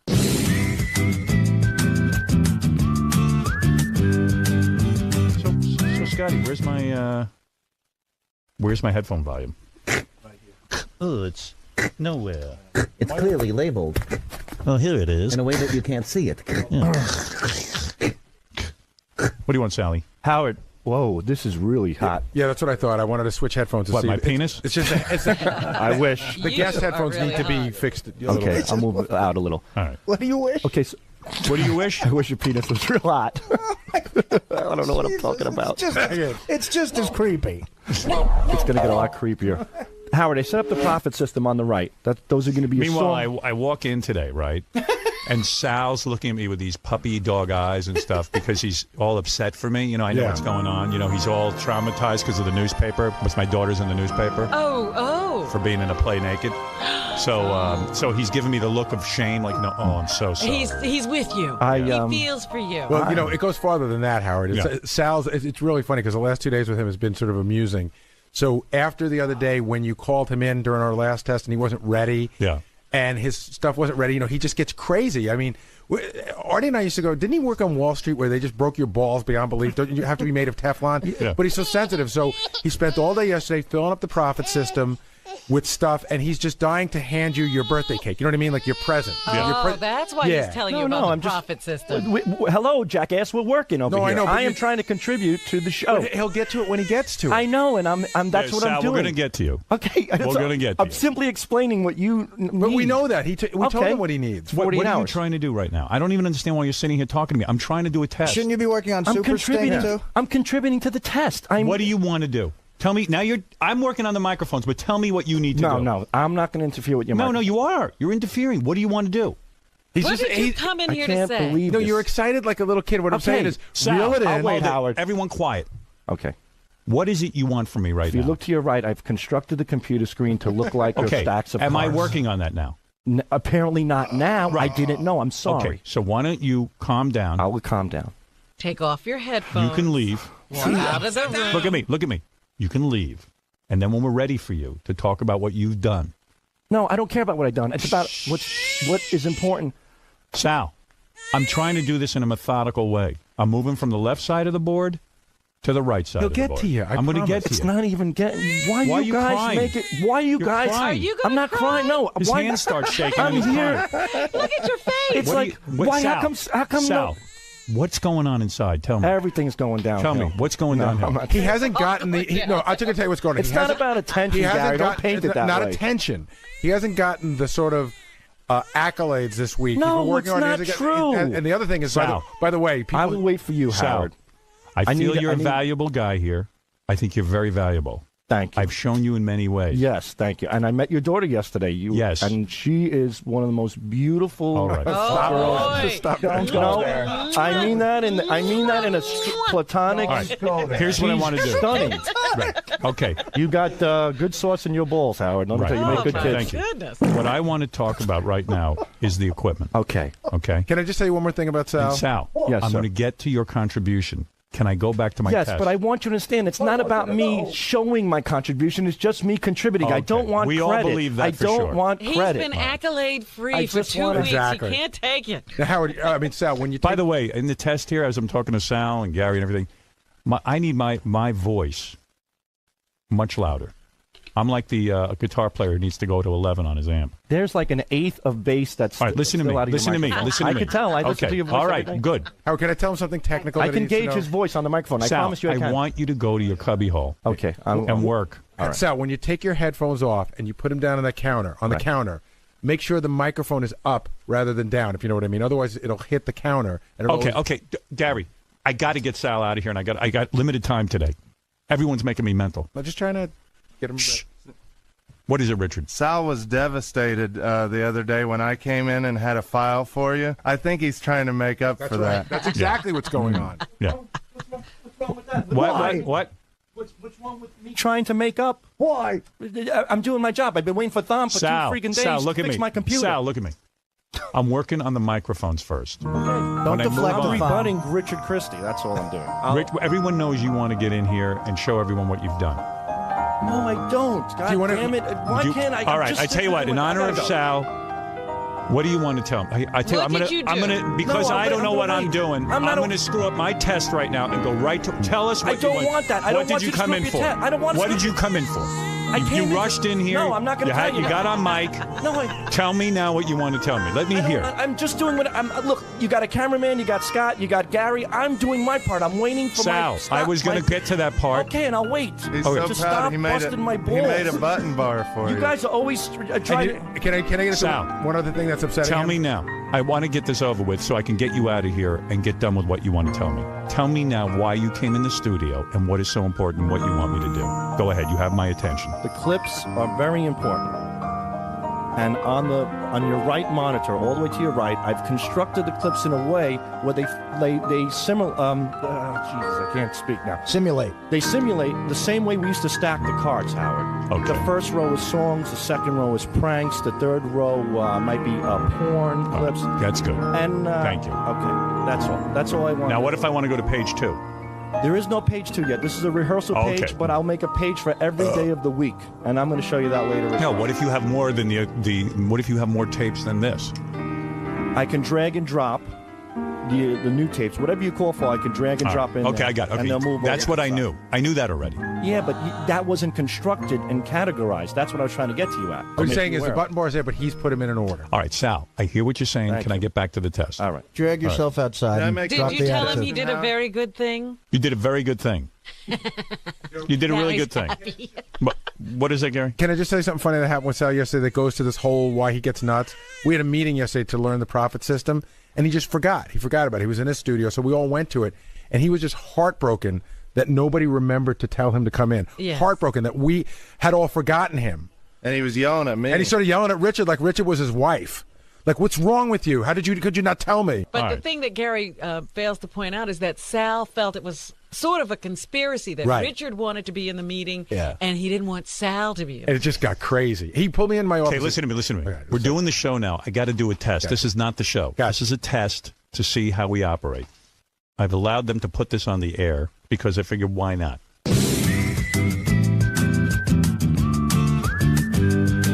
Hook nose. Howard. How come, Hey there. how come you don't say Howard, you hook-nosed Jew bastard? Come on, Howard, you hook-nosed Jew bastard. Listen. Well, you know why you didn't say? Because it's not the show yet. It's a rehearsal. Oh, I see. He's not Yeah. wasting He's it. not up here. He's not up to Give me snuff some yet. technical feedback. Can't hear the show on hold either, so I didn't know what the hell was going on when you went to me. You know That's what I got to be fixed, Tim Bob. All Yeah, right. you ain't kidding. Listen, Howard, you sound a little far from the mic too, bro. You know, that's what it must be. It doesn't sound right to me. I don't sound intimate. I mean, on the phone it sounds better, but when I'm listening to it through the radio, through the receiver and stuff, it's kind of like you're almost like pushing your voice. You know, Yeah. you're trying to project a little bit. Yeah, that's what's going on. Ick. I think you have a problem with See, I your need to voice. goose my microphone level up, too. Like, just be able to... I overmodulate. You guys aren't letting me overmodulate. Thom, that's what I really need. I need to overmodulate. Digital doesn't overmodulate, it distorts. That's the problem. I don't care, Scott. Okay. Figure it out. You always tell me why I can't do something. No, I'm not telling you what you can't do it. I'm telling you what it will do. I didn't say you can't. No. I don't want to hear it. Fix it. Hey, Howard, can you Right. hear me? Where are you? I went to my office now. I just want to check. I wanted to test out this aspect of it. See, I don't like the way that sounds. It's That echoey. sounds bad too. Yeah. Let's hear. So I'm in my office, and I was going to see if the stuff we put in for you is what you wanted in the profit. Do you feel it's echoing a lot when he talks? Yeah, it's very booming. I don't know if it's an echo. I can tell me, does this sound better? Because the microphone's pretty. You know when you go to the eye doctor and he goes, this or this? No, what does he say to the eye doctor? He goes, Can you see better with this one? this one Or with this one? Say this one or this one. This one or this one? Number 2. Okay, for number 2, I have to like bend over and be right on. The microphone's very short, so I have to be. Both, I have to bend over. I have to be right on it, so All I right. need a longer neck. Hold on. Does this sound okay to you the way it is right now? Hold on. Give me this or this. Is it good like this, or is it better like this? Better like this, number 2. Okay, so I need to just extend the arm.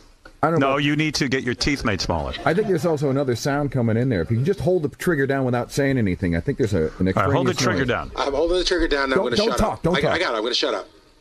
Yeah, listen to that. That's what I'm talking about. Hey, Fred, you're coming alive, pal. You're 2 for 2 Now today. I'm going to let go. Now I'm going to let go. That's it. See, that's it.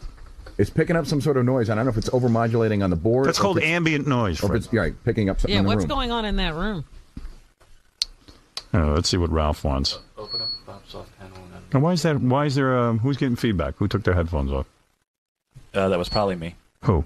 Thom. Oh, where's Thom? He's on Behind the you. phone and. Oh, so what you doing, Thom? I'm trying to get. All right, I'm going to try and turn off your wireless. Longer. All right, that's better. I like Thom hanging in the back there for the whole show. Thom's becoming a big star in the show. Hey now. Hey now. Hey now. Hey now. Oh my God, you sound weird on the phone.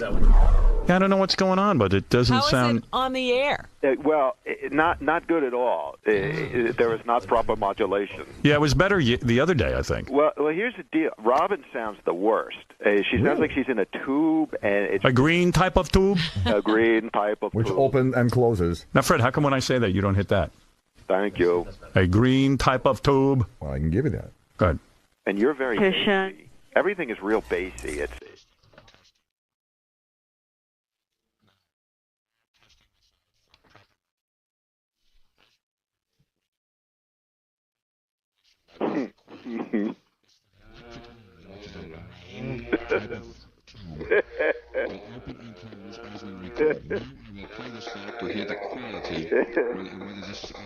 Thank you. Let's see. Let's go to Steve, who says we sound good. Hold on there, Ralph. listen to that all day. 1, 2, 3, That 4, sounded good. 5, Thank you. 6. Steve, you there? Yeah. Now, what is your impression of what's going on sound-wise? Never mind the content, because we're not concerned with that. But can I just interrupt? The content is out of this world awesome. I mean, just to sit and listen to you working out the bugs.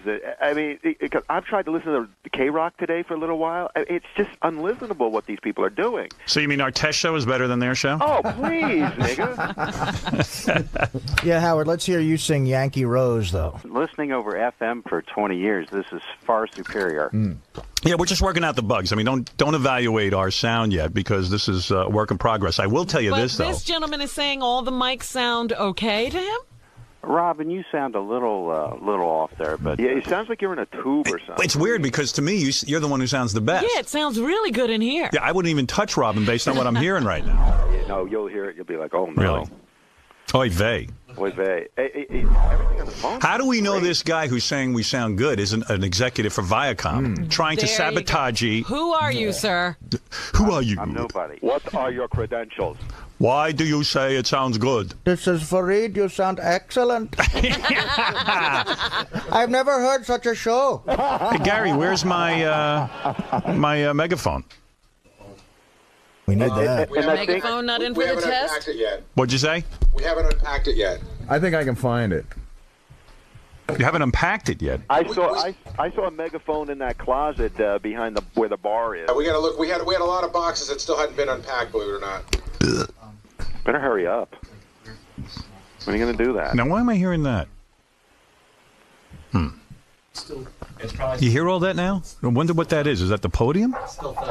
What is that? Thom? I turned his mic off. I turned his RFA off. Thank you, brother. Thom. I got to find out who's doing that. Actually, Howard, it might be your headphones. It might be Fred's because he took them off. Oh, yeah, that might be. Oh, and his mic is open. Yeah. That could be. Yeah.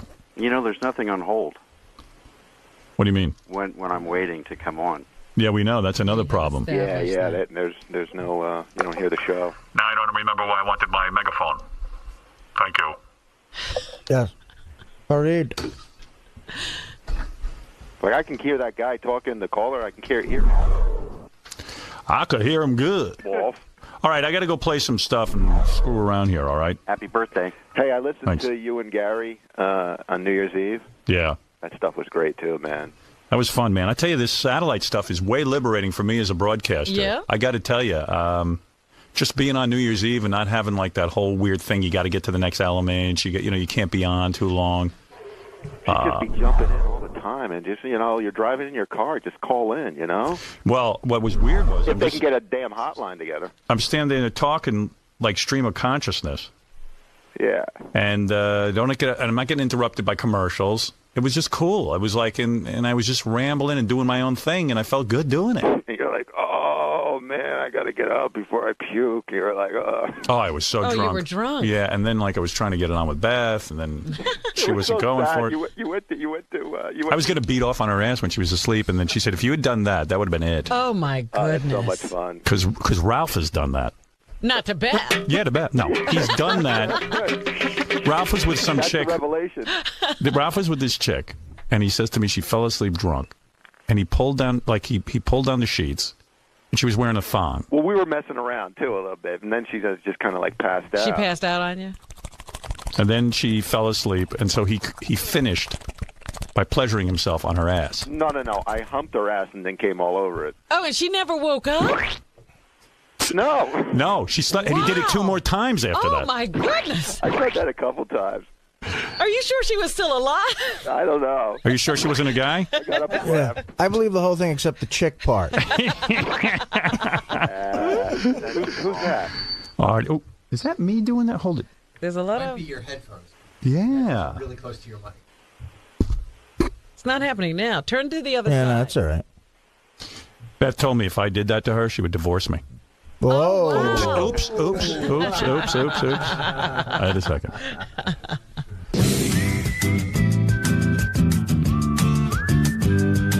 Yeah, Brett. Yeah. Is it Howard? Yeah. Hey, I'm listening to Adam Carolla out here in Phoenix, and I'm going back and forth to you guys. And you guys, even if it's just a rehearsal, beats the hell out of Adam Carolla's show. He's good. Adam, you know what? These guys just need time to develop. That's all. Give right. Give He's him 2 new, years. and you're not used to it yet. How's Adam's modulation? Fantastic. Yours is better. All right. He's got a guy on there that sounds just like him. It sounds like Adam Carolla talking to Adam Carolla. Hey, brother, let me tell you something. We so don't care because we're on satellite now. Let those guys all duke it out. Let them get ratings or not. The perception in the paper is that like they're competing with us.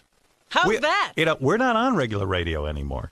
They're all going to have to figure it out. I saw an ad in the paper. You know what? I'm doing the show. Yeah, but, right. okay, this is the last thing. I saw an ad in the paper today for Curtis and Kuby here in New York, and the ad said, Stern gone? No problem.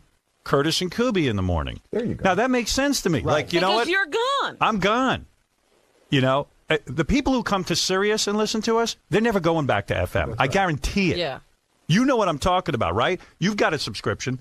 Right. Even if we suck, or you get sick of Howard 100, do you go to FM radio, or do you end up going to some music stations, or No, I go to whatever I want to listen to, whatever music I want to hear. I got it right Yeah, here. exactly. So I mean, And you got no commercials, so there. Right. No commercials. Now, do you notice? No, you're not. Wait a second. Do I notice what? Do you notice when the? Now your mic is like dead. It went away. There it is. There it is. Do you notice at times when the phone caller sort of? Maybe I'm just hearing in my head, but when the phone caller speaks louder, it gets really loud. Yeah, I'm adjusting levels like crazy. But it actually overtakes you. The phone call's really strong, yeah. You know what that is? That's a virus. It just eats away at us and makes everybody else louder. And that was. Am I a virus? I'm a virus out here in Phoenix. All right, buddy. Thank you. All right. That's Buddy. Man. Shh. Well, the room sounds pretty quiet.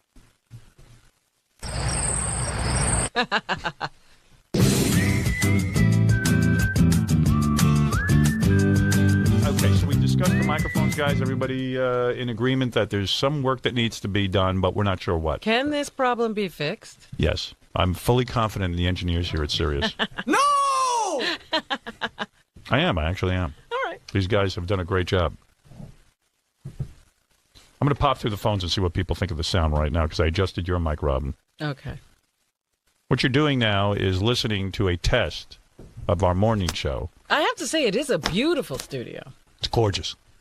Really, we're going to have some people come down here, you know, like hang out with us because you got to see what's doing here. And then you got to go roam the halls and just walk into the different radio stations. Yeah, And I it did is that fun. today. Yeah. Who'd you run into? Walked Richard by- Simmons and my daughter were carrying on yesterday. Oh, yeah? Up here. I saw Martha Stewart's daughter. She's kind of hot. But she's really cunty. What? Sometimes she does give me an attitude. What's that? I can't hear you. He's you're doing talking. sign language. Oh. Don't you speak sign? And by the way, I don't want to curse on here, and that was the wrong thing to say. Sometimes, you know what I mean by that? I mean, sometimes she's like a little standoffish. Well, yeah, there was a girl who was sitting there with her. Jennifer, I think her name was, and she was really great, and Martha Stewart's daughter hardly wanted to speak. But Yeah. then she finally did speak. She doesn't talk to anyone. You know, because I said, "Oh, hello." She seems like yeah, exactly. She seems like she's the rich one who made all the money. Well, she is the rich one. Yeah, and she's all pissed off. Yeah, got more money And than Martha me. seems to be very pleasant. Yeah. Now, it'd be weird if I said she was cunty, then we found that she's a deaf mute and just can't hear anything. But she's cool. I don't mean cunty like a bad way. I mean like she's just like kind of standoffish. I've met a lot of deaf mute chicks who are cunty anyway. How do you know the difference? Maybe she's a deaf mute and cunty. Yeah, right. But how do you know the difference? They give you a look. Cunty in a sexy, friendly way. Mm-hmm. Okay. All right. And that's the last time you'll hear me curse. We're just testing that, too. Hey, Howard, by the way, while you're talking about beating off on a girl's face, if you notice, I highlighted a box that's... Right. So it kind of Oh, catches this one? Yeah. Is that someone beating up on someone's face? No, but... No? Then why would you highlight that? Well, I'm just trying to... Why are you highlighting something that isn't... This woman is not being beaten off on. She's getting beat in the face with something else. But... With what? What I'm trying to do is I'm trying to highlight an area. What's going on in this clip? This girl is... Can I say what she's doing? Yeah. She's getting gagged with a cock and throwing up all over it. Okay, now I know what's going on. And the video is fantastic. Now, when we get on the air January 9th, I don't want you saying that. You Okay. know what I decided with you, Sal? Okay. Is what I decided with you. He's dangerous. No, beside that. When you're on microphone, you are not allowed to curse. Okay. Ever. Okay. She is gagging on a penis and vomiting all over it. Okay. You know what I'm saying? That Yep, I agree with you. I think you've been abusing the privilege of cursing. Okay. Now, if Sal curses, can I put like my balls on his face? Yes. or something? Okay, here's the deal. Oh, no. Every time Sal curses, he has to lay down on the floor. You'll be you sacked. put you And I'll take teabag him. You teabag him. All right. No. So Sal, no cursing. Richard, why Or would you want to do that? No effing way. Because he's done Yo. so many crazy things to me, it's my turn. All right. Is it your turn to put your balls on him? It's Yeah. my turn, goddammit. He put his... It's your turn to put your balls on his face. You know what? I'm really going to punish you by putting my balls on. Exactly. Like, punch him in the head. Don't take your testicles out. My day has come. When I'm done sucking your cock, can you suck mine? Well, lay down on the floor. No, wait, no. You Lay said on down January. on the Howard, floor. no, wait a minute. No. You said January 9th. You said January 9th. All right, I'll let you slide. Okay. See, now, when everybody talks, that gets crazy sounding. Yeah, it does. I'll tell you It's what. Weird. If he curses, you Yeah. can beat off in his face. No way. That's Yeah. not happening. It's happening. Only in my mouth. Did you say January 9th? I did say January 9th. Yeah, he did. But you know what? Darn. Starting this moment forward, I don't want you cursing on me. Howard, Can I say the N-word? If he curses, can I fuck him in his ass? Just a thought. He came in my eye, and I come in his. All right, See, so there seriously, you curse. Sal, I Okay, don't no want more you cursing. I won't curse. All I mean promise it. I'm sick of it. You I know, won't because you're this overusing moment it. on. Now, is No that more a- cursing. is We that don't a- need cursing. If I agree. If it sort of happens, fine once in a while, but not with you. Hey, Howard, can I ask you one thing? I'm So did struggling. Charles Hold it, Manson. stop. Sure. So now that I got a lot of microphones up, guys, and we're doing a test here, I'm having trouble controlling the sound because I'm so low. Usually when Richard is or Sal being really unfunny, I can just drown them out with my voice. And I'm having trouble. The other thing is when everybody talks at once, it's like a staticky. Oh, it gets it's like nuts. a staticky. Yeah, I got a headache. Yeah, Yeah. in these headphones, it gets super loud when everybody's talking. Let's address the first show. There's not going to be any commercials on the first show. Right. So what do we do? Like, do we just talk straight? I can talk straight through for 4 hours, but I also want to maybe play a record. Play some we can do songs. that. When are we going to eat and stuff? Yeah, like how's Artie going to go down? Have an eating break. Hey, I'm the only one who eats during the show. You eat too. But you actually go to the store and buy it. I get a meal. We ran so many commercials at K-Rock, and let's admit, I mean, those guys were nuts. And I don't care what Tom ever tells me. I know he said that he would never run more than 9 minutes originally. Bullshit. And right, and then he said 13, and that was it. And then he went to 18 and 19 minutes. Except for the Christmas time. Yeah. 18 except for the holidays. Yeah, and I'll be honest. What I would do is when I take a commercial break, I mean, we could go to the bathroom, we could eat. Artie would literally go downstairs. Yeah, right. Get his food, but Get don't his forget. food. Whoa! And that was a great opportunity for Artie, I believe, to also have a cigarette. I had time to run down to 57th Street, wait online at Mund. Yeah. Order something. They put it in the oven, cook it. I'd pay for it, come up and eat it. Yeah, and that was still a commercial break. Exactly. Artie one time in the summer barbecued an entire pig while we were doing the show and ate it, and then after the commercials were over, got back on mic in time. That's the extent of the commercial load.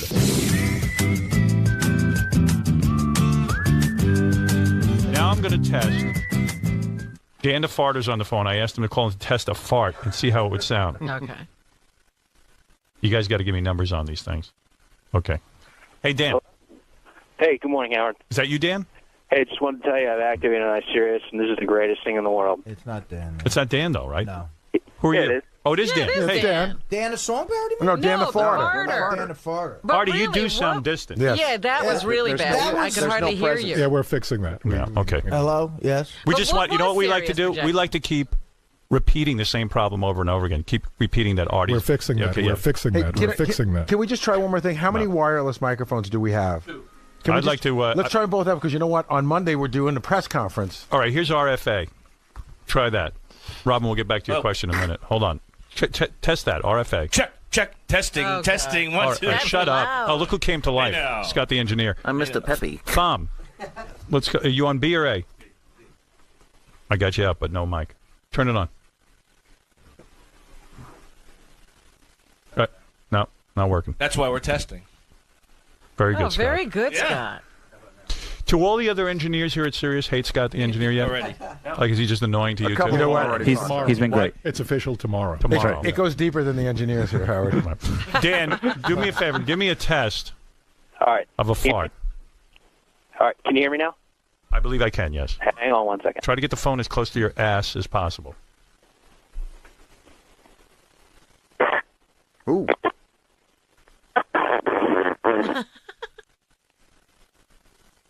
Did you hear that? All right, listen. That was pretty good, but the engineers are asking if you could actually pull down your pants and put the phone up your ass and do it. Do some insertion. Well, I'll ruin my phone. We'll get you another one. You're in a room with your son? We'll get you a new son. Hold on. He's got a son.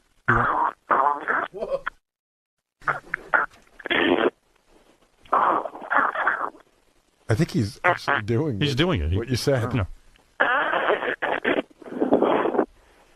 You hear that? Yes, I'm very proud of you. Now, Proper modulation. That was good. Do a good blast. now Come on. fart. You've got the phone up there. Give it. Shoot it across the room. All right. Give me 1 second. This is not easy. This is Dan on all fours now with his butt in the air. What he's doing. Does Dan have a job that he's always available? I don't know. Dan, you got a job, right? All right. Yeah, I got a job. I just installed my Sirius, and I saw you were on, so That's I figured his I'd call job. you. Nice. Wow. He's in the toilet now. Where are you that those are so wet? Toilet. Tom had a rule that we couldn't air wet ones. No wet farts. And yet here we are liberated with our wet farts. Or lengthy dry ones. Give me a lengthy, dry, and a wet. There you go. What's that? Can you give me a lengthy, dry fart and a very wet fart? Okay. Go ahead.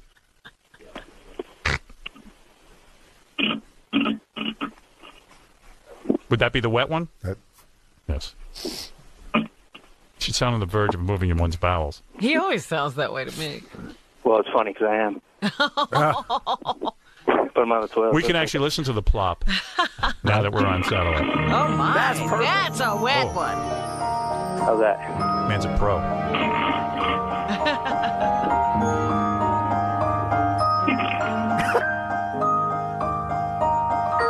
All right, Dan, I got to go. Hey, Dan, thanks, bro.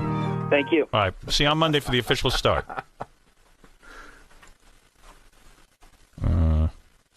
Hey, Steve. Hello? Yep. Hey, now. This is the first time I've actually been able to get through to the show. This is amazing. Well, I got to figure the universe is a little smaller. Yeah, I guess so. I think everyone can get through to this show now. Right. We didn't really announce. In fact, we have a line for each new subscriber. So you should be able to get right through. You have your own dial-in number. You know why I chose that number? Why did you choose that? Did I explain this the other day? Yeah, sort of. I did. That asshole is a word that we stopped being able to use. Well, asshole was a word we couldn't use on the air, yet every asshole on radio was using it. And it really pissed me off that we were singled out on that word. And that was a weird word because that was a word that we got... we got to say for a day. And then the weird ruling on that was that we could say it, we could never say it as employees of the company, but anyone else could. A guest could say it, a caller could say it. What I finally got Infinity to agree to, after years of negotiation, it's like the word scumbag and douchebag for a while we couldn't say, and then I got them to say it. So I said, I want to be able to say asshole. They said no, but eventually, after years, I got it so the callers could say asshole and a guest could say asshole. But we couldn't say asshole. And then there became discussions over, like, is Dan the song parody man an employee? Is his asshole okay? And we're not allowed to. It would always get weird. in other How words, weird is that? I mean, what difference does it make who said it? is a freelancer allowed to? Right. Well, because they felt that the company didn't want to condone saying it, but anyone else could. Oh. Is there something else we should be testing? I got a testing. You want me to talk? Testing 1 2. Sound any better? Wait. Better? A little better, but still hollow. Still hollow to me. Wait, why am I not picking you up? Yeah, it sounds way better to me right now. Way better. Absolutely. But there's still some sound. It does not sound better to me. Yeah. No, some of the resonance is gone because he has that big chunk of metal. What was the reason? We knew about this. We haven't gotten to it. There's a chunk of metal behind him that's reflecting. Oh, is that what it is? Oh. I thought it was a chunk of metal in his head. Yeah, I'm going to have some metal back here every once in a while, you know. Yeah, what are you doing with metal behind your head over there? There's an enormous metal closet right behind me. I don't know what's in there. Windows. Artie. All right. Hello, 1 2, testing 1 2. Better? It's getting better. It's okay. It sounds way better to me for some reason, but at least we know we can go on the air Monday. Let's see. Okay, guys, I'm going to just run through some things, some quick questions I have. Router A. Wait, let me put you up. Go ahead. That's your ability to select anything in the facility and bring it up on your board. Is that ready? That's not ready, Yeah. right? Oh, no, it is? It is. Well, Thom will tell you. Oh, wait, let me hear. Hold it, Thom. I'm going to get you on mic. Hold on a second. I got to figure out where everybody is. Go ahead. Figures. Okay, go ahead. I just need you to log in so I can load the software on your computer. So we'll do that after the test. Okay. Cool. And I got a list of which stations are live every morning. Because not every station Yeah, live. good. And it's a lot. There's some good stuff here. Oh, really? There are people here. Yeah, apparently the gay channel never... They're always on 24/7 live. Oh, good. We need to stop in the morning. All right, so router A and B is so I can go around the channels. This is the harmonizer, which I'm going to test again. Now, if I want to... Now I sound cleaner. That sounds great. Boy, you sound very deep. You sound deep, too. Wow. Yeah. Lot of bottom. I think it's your titties. What? Your titties, resident. I'm a guy. What are you talking about? Titties. I don't have titties. Yes, you do. I think you're big titties. I got man boobs. That's right. You're a guy. I forgot. There you go. Hey, you got a bad case of man boobs. You look like Bruce Willis. I know. I'm getting my man boobs reduced. Artie, I'd put him on deep voice, but his big stomach prevents him from getting close enough to the microphone. How dare you? Is that you? That's me, yeah. But look at balls. Yeah, I'm in the deep voice. Yeah. Nice. What if we were in deep voice, but even though we're real men who did homosexual activities. Yeah, like what? And I bet you... Oh, that's you, Gary? Yeah. Oh, I thought that was Oh, you. even the guest. Yeah. Let's do, you know what we should do in these voices? Who's that, Artie? Yeah, this is me. We should do in these voices, we should get the script of Brokeback Mountain and just do it like this. There you go. You know what? Let's do that for Monday. Yeah, we should do that. Damn it, I can't quit you. I wish I knew how. If my balls hurt. Jason, let's get that script for Monday. Yeah, definitely. Wow. I can't suck your penis because my wife won't let me. I want to bend you over a horse and fuck your ass. Is it normal with you and your wife? You know what? I have to go see that movie over the weekend. I have to go. I'm taking us out of here. Yeah. Let me see what happens. I gotta test something. Can we go high? What? Oh yeah, the helium kind of. You gotta screw with that thing over there. So you can't do it, someone has to. Do you want to go high? Just squeeze my nuts, we'll go high. Here we go. Wait a second. Squeezing. Oh my god, stop squeezing my nuts so hard and my voice is starting to go up. Oh. Sounds like you like it. I do like it. These bastards couldn't get the bit. Where is he? He's under your console. Sucking his dick. I just want to. That's fun. Oh, the squeeze. Alright, forget that. I don't want to get hung up. I think I've been dying to... Scott, figure out how to do that, okay? That is so He's down much there. fun. I can't, the levels. If they could just move your nuts out of the way. Let's all go see Dude, it Brokeback would have been Mountain. so cool if you just had gotten me... And you, yeah. When I said you I'm squeezing my changed. nuts. I know. Yeah, Why would I want to do that? Why would I want to learn the equipment? Yeah, Ralph says he has an update on how everyone sounds. All right. 7, 8, 9. Hey. You know? Yeah, what do you got? Robin sounds better. That's why I adjusted her. Adjusted that well. And you can hear on hold now. Good. I can hear you guys talking. You still sound like, I don't know, like too full. Yeah, it's horrible. I hate the way I sound and I'm struggling. Yeah, you sound big. It's just, and Artie sounds bad. His just sounds a mess. It's really hard to listen to Artie. It's like it's got to be softer, you know, and just. All right, we're adjusting. Yeah, it's just a little big. All right, thanks, Ralph. Sure. I know. Ralph called me 900 times yesterday. Dude, this is so great, man. It is great. What is he calling you about? I mean, just listen to you work out the bugs. I got to leave the house and I can't leave. You know what? You know what he calls me about? Where you go? See, I He should never wait. leaves anyway. He never leaves the house. Yeah, Now he's got to leave the house. He's leaving the I house. have to invent reasons to leave. What did I call you about yesterday? He called me like I'm doing Larry King tonight. So of course Ralph's job is to get the clothes over to Larry King and the whole thing. Right. So we got it all worked out. What time we're getting there and the whole thing. And he calls up and goes, well, I'm doing Superfan Roundtable tonight. I don't know if I can get there on time, so should I do Superfan Roundtable? I go, Ralph. No, I didn't say that. I just was trying to figure out a plan with you. Like Then Ralph had people hire. Tim, didn't you have to hire him a car tonight? Yes. So he can, I need to be whisked off to the Larry King show. So did you hire him a car? Yes. Because Tim called me and goes, are we really going to hire Ralph a car? I go, look, man, he actually has legitimate purpose. If he's going to be on Superfan Roundtable. I don't want to fuck up, man. I don't want to be running around looking for a taxi. You know? Yeah, they're hard to find in New York. They are sometimes stupid. I can't find the yellow car. You'll hit a taxi, you can get into. So meanwhile, I'm in the, At that time of the evening. I'm busy working on 50,000 things. He's calling 900 times. And then he calls up. And, I try to mellow out at night.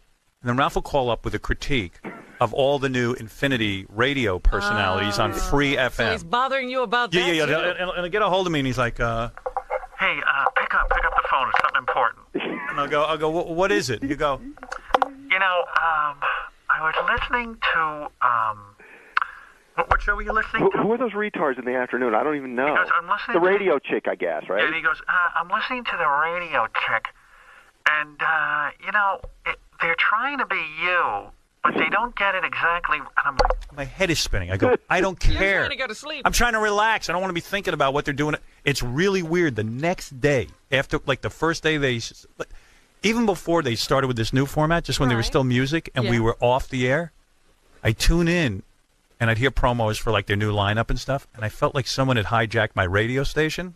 Like, it was the weirdest feeling. It hit me like a ton of bricks. They go, we're not there anymore. A whole bunch of guys took over our radio station. I feel that I try to picture them in our studio. So I called Mel, And I said, gee, did you feel weird when you left? I said, I got to have an emotional conversation with someone because I'm feeling emotion, I think. Yeah. And I'm like a robot. But I said, I think I'm feeling emotion that, like, this was my radio station. I built it up. And and I said, the only guy who can relate to this is Mel. Mm-hmm. So I call Mel, and I go, Mel, I know this is, I'm not calling you about business. I said, it's a personal thing. How'd you feel when you left, Infinity, the company you built, and, you left it in the hands of other people? He goes, oh, I didn't care. I go, what do you mean? He goes, in my mind, it's not the same company that we had when we were there, and I don't care. I don't care. Right. I went, oh, good. I'm glad you opened up to me. Thanks. Yeah, but that. Thanks for bonding. But that was all upward movement. I mean, when Mel left, they were still doing well. The company's still doing good, and they put good things in place. I mean, K-Rock is just a mess now. They don't know what they're doing. Well, listen. You got to give it a chance. Give it a chance. Give it a chance. I've been checking in on it. There you go. You keep checking in on it. Sounds like a mess to me. It's not a mess. Tom knows exactly what he's doing. Oh, poor Tom. I feel bad for him. Tom and I went to dinner New Year. Let's do this. But you're not supposed to talk about it. All right, I got to go. Bye-bye. Bye now. Bye now. God only help me if he doesn't show up with my clothes tonight. He's done that before. But why aren't the clothes there? Why aren't the clothes with you? Because it's his only busy. job. And you know what it is? If he leaves it with me, I forget my clothes. I remember we were speaking, we were in Vegas or somewhere. Uh-huh. And I was giving an address to the National Association of Broadcasters. And Ralph's whole reason for even coming with us was that morning he was going to hand me my pants and my shirt. Right. I wake up that morning at 9 a.m. because I'm going on at 9:30. No Ralph, no pants, no shirt. We can't wake him up. We're banging on the door. Right, nobody can find him. I put on my bathrobe, I think, and some slippers. Went down to the NAB waiting for him. No Ralph. He woke up 4 hours later. Wow. And I gave her the address, I think, in my underwear. No, I think that was the time he didn't bring the underwear. Yeah. So you didn't even have that. Wow, my dresser isn't awake. Wow, my stylist overslept. You can't carry your clothes, and he has an appointment. Yeah, I had a whole big meeting with him. I go, well, he goes, who should bring your pants to Larry King? And I go, isn't that your whole job? Get Tim to hire a car for your pants. Yeah, that's essentially what you're doing. If he just gave me the outfit, I could get dressed. So do you want me to get the car for your pants? Or no, just get the car over to him to get my pants. What's more important, the actual pants?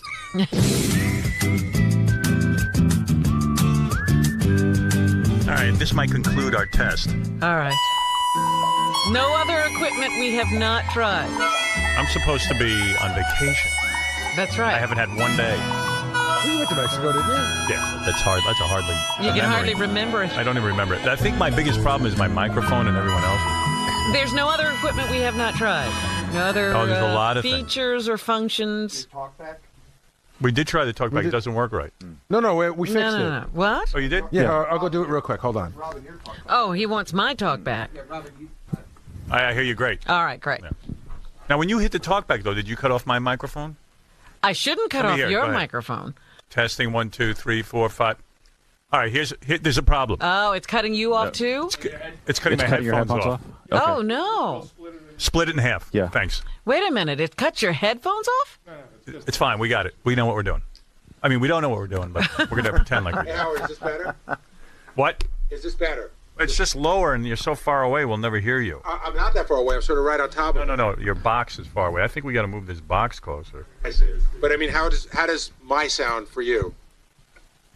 Is that up all the way? Yeah.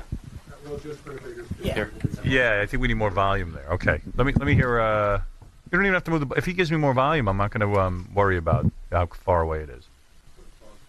Tom. You don't have any room to play there, Tom. Thomas. Thumbelina. I'm trying to figure out why I just. Artie and Thom. Just turned off. It sounds like a don't worry about that. Comedy team. Thom and Jerry. Oh, we have to test something else. Artie. Yeah. Insert your finger in my ass very slowly. Oh, that's one of our classic bits. Yeah, let's go to Tim, our program director. Do you have the wireless mics potted up? I just got a call that they may be popping. All right, I will now do a test of the wireless microphone. It is indeed up. Yes, I will now turn it down to examine whether or not there is a popping type of noise. Now, how come we wouldn't hear the popping? I heard it. Okay. Let me hear. Who heard it? Mark did. Mark heard it. Wait a second. What'd you say, Artie? Now I don't hear you at all. I didn't say anything just now. Who was just talking? I think Benji. It's behind you, Oh, right okay. behind you. To your left behind you. Oh, go ahead. There's so many people in here, I can't figure out what's going on, to tell you the truth. I think it happened when Scott, his wireless mic came close to the lights by the bar. You mean I screwed it up again? You mean I caused Oh, sound actually, no, I'm sorry. degradation? You mean you engineers at Sirius are learning that I screw everything Actually, up? I'm sorry. I totally absolve. Didn't you see me? I Scott. quick paced action during the harmonizer bit. No, it was Thumb. When Howard said squeeze the nuts and I couldn't get it to work. It was actually Thumb. I don't do enough wrong. You got to blame me. I'm sorry, Scott. It's something I didn't do. I know. I'll blame Thumb. Thumb's the new go-to blame guy. Yeah. Sal tried to deflect to Thumb You before. know what? Scott's blame guy used to be Richie Herbie. That's Richie's problem. I'm off the hook now. See, the problem is that Now it's Thumb. problem is that Thom and Mark are so good that Scott can't blame them anymore. That's right. It's all my fault. All right. So, okay, Robin, you asked a question. Yes. Is there anything else to test? And you came up with a very good test, which was testing the cue from your studio to mine. I am now going to ask you if there is another test that you feel we should be performing. Testing. I am not aware of all of the things you have at your disposal. I'm just trying to throw out things that I thought you might have, and I can't think of anything else.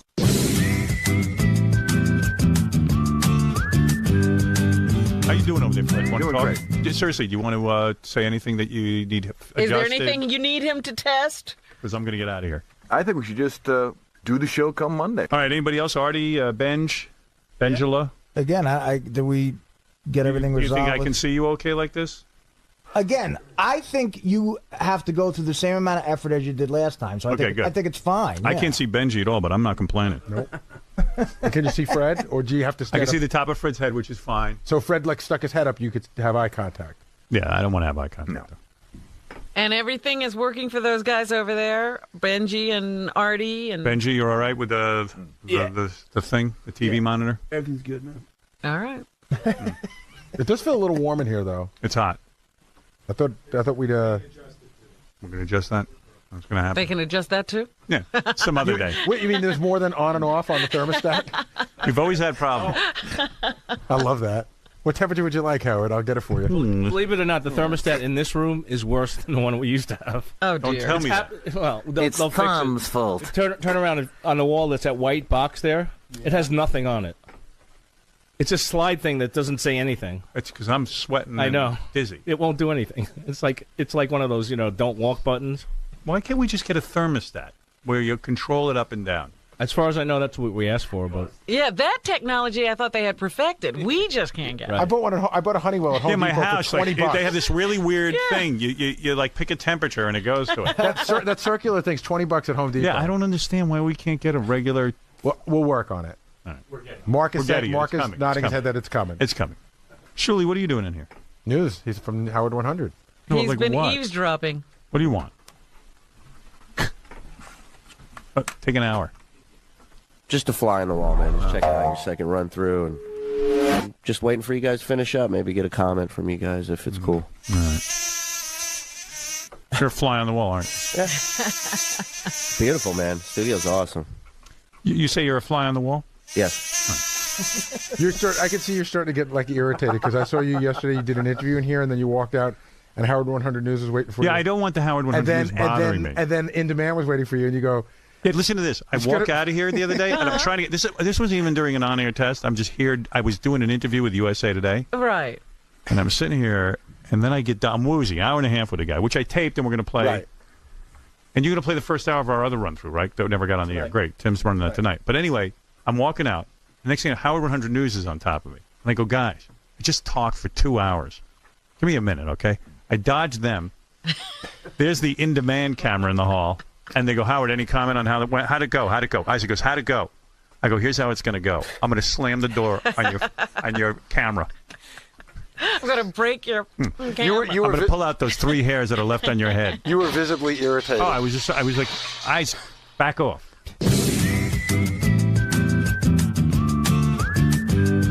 Hey, look, there's a page up and a page down, so I don't even have to.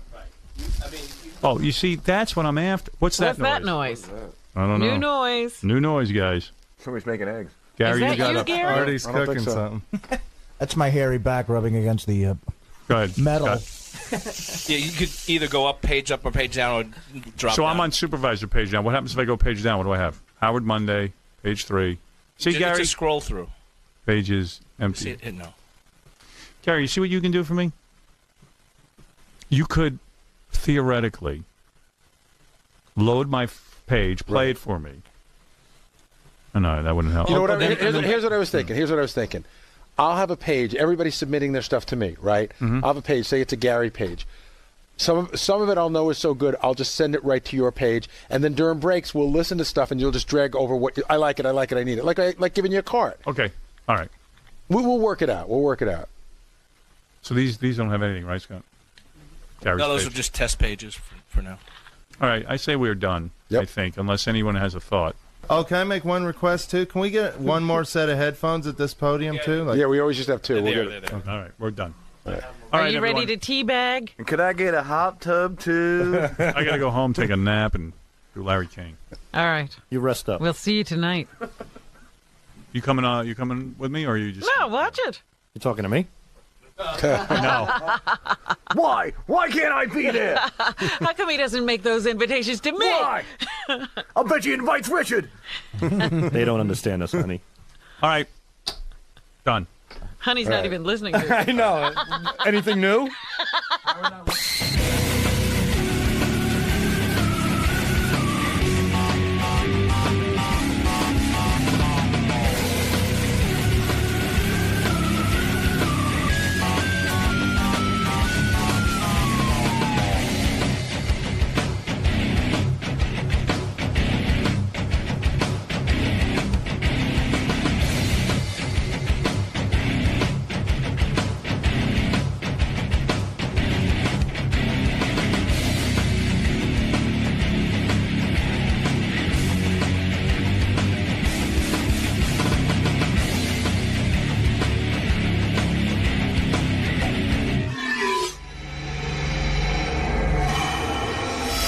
Williams here, going to see royalty. The one, the only Mr. Howard Stern. Never been one like him, never will be. So I'm coming to pay homage, and I'm nervous, because it's Howard Stern. You should be nervous.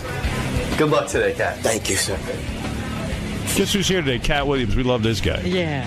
He's a funny dude. I don't know how many people know the work of Cat Williams. Well, he's appearing in movies more now, so maybe people know him from that. What movies he in? Couple of those comedies I've seen him in lately. Wow. Whoa! Look You at weren't the kidding jewels. about the jewels.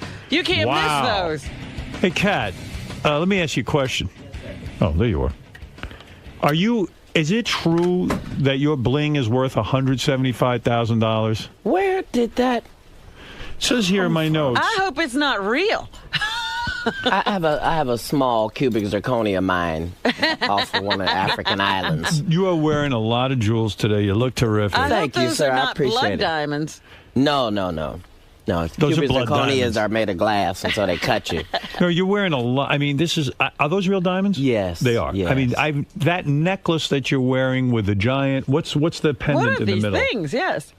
What is the necklace? This is the diplomat official necklace here. This is, and then this is to remind me that Jesus is still prevalent. That's a this big is cross. a cross, A big cross, yes. For my okay. Jewish friends, it's a T, but yes. But Kat, is this a theatrical look? In other words, purely. You do not wear this in your personal life. Yeah, I wear it in my personal life. I like reminders of how well I'm doing. Just Look at the belt buckle. so I can just. Sometimes this is a black motivating. thing. Isn't I this think more it of is. It is a black thing. I think it is. What is the belt buckle? I think it is a big. The belt buckle is a dragon piece that. Look at that. A fan. got And you're me. saying those are real diamonds? Well, yeah, but I like them. No. But listen to what I'm asking you. The ring, that I've gone out and purchased a diamond ring for my fiance. Yes, it was very expensive. A necklace like that, if those are real diamonds, must be a fortune. I mean, yes, it is, right? Right. Okay. So they say that you walk around with about $175,000 worth of jewelry on you. Yes. Yes. Isn't that dangerous, especially in light of what you've told me about performing and brothers would try to steal from you?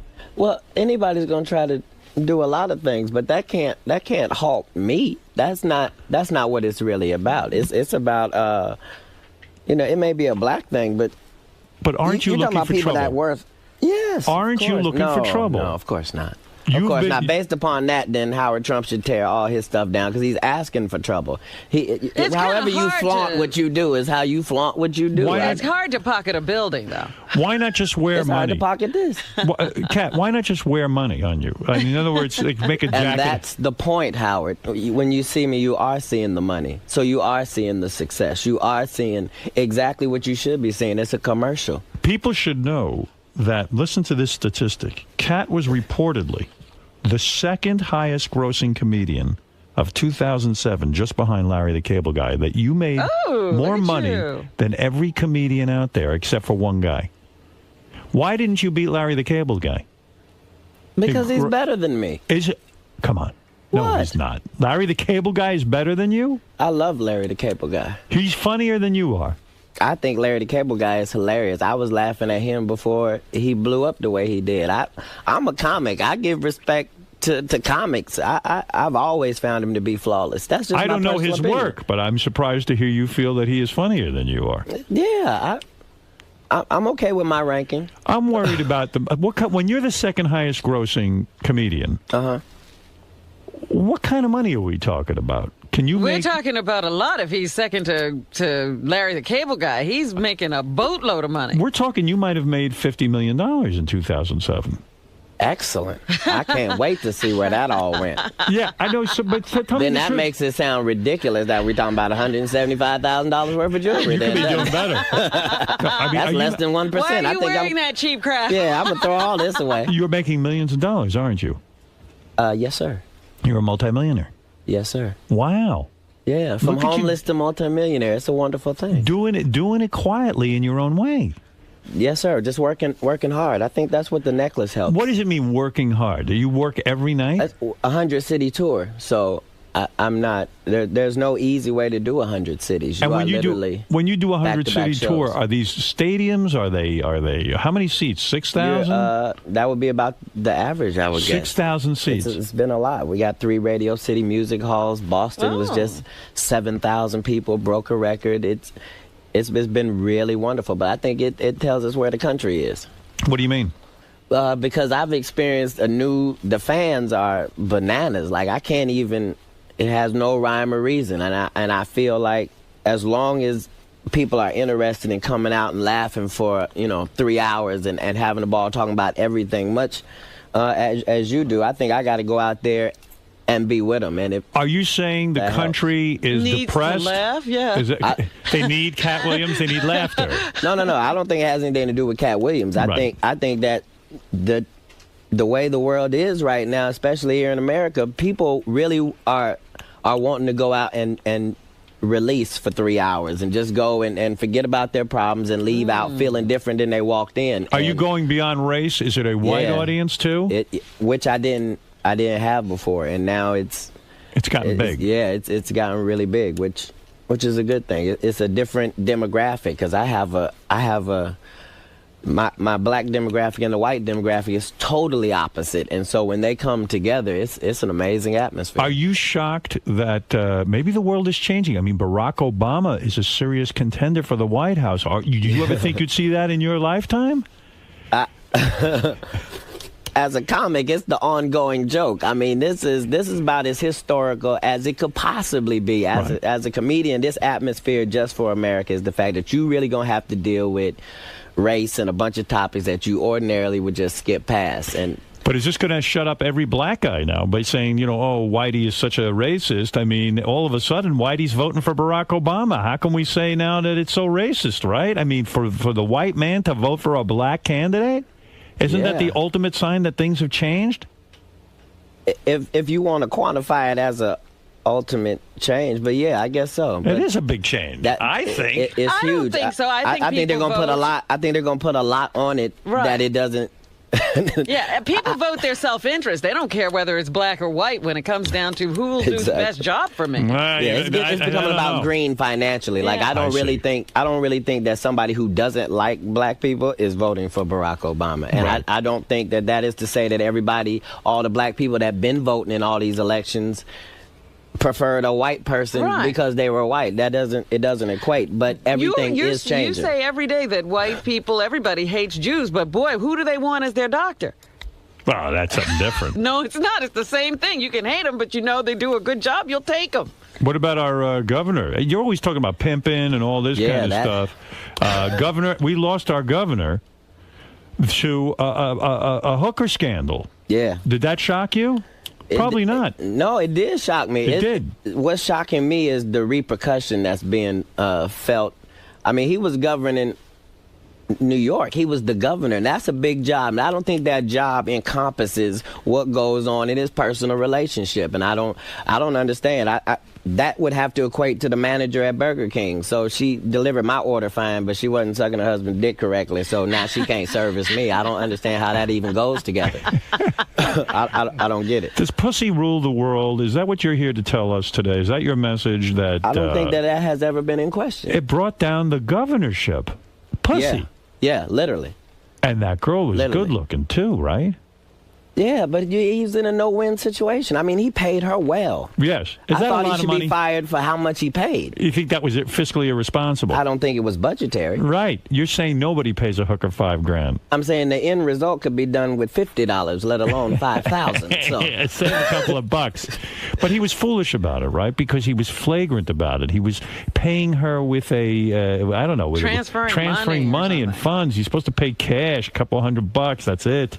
$5,000. That's a whole crazy thing, right? You can't start paying a hooker $5,000. It's crazy. Might as well get married. You start to be able to see that money trail, yeah. That's not even a trail. That's really the road. I was shocked to read in the paper today that our former governor, he was walking around in Central Park with his wife.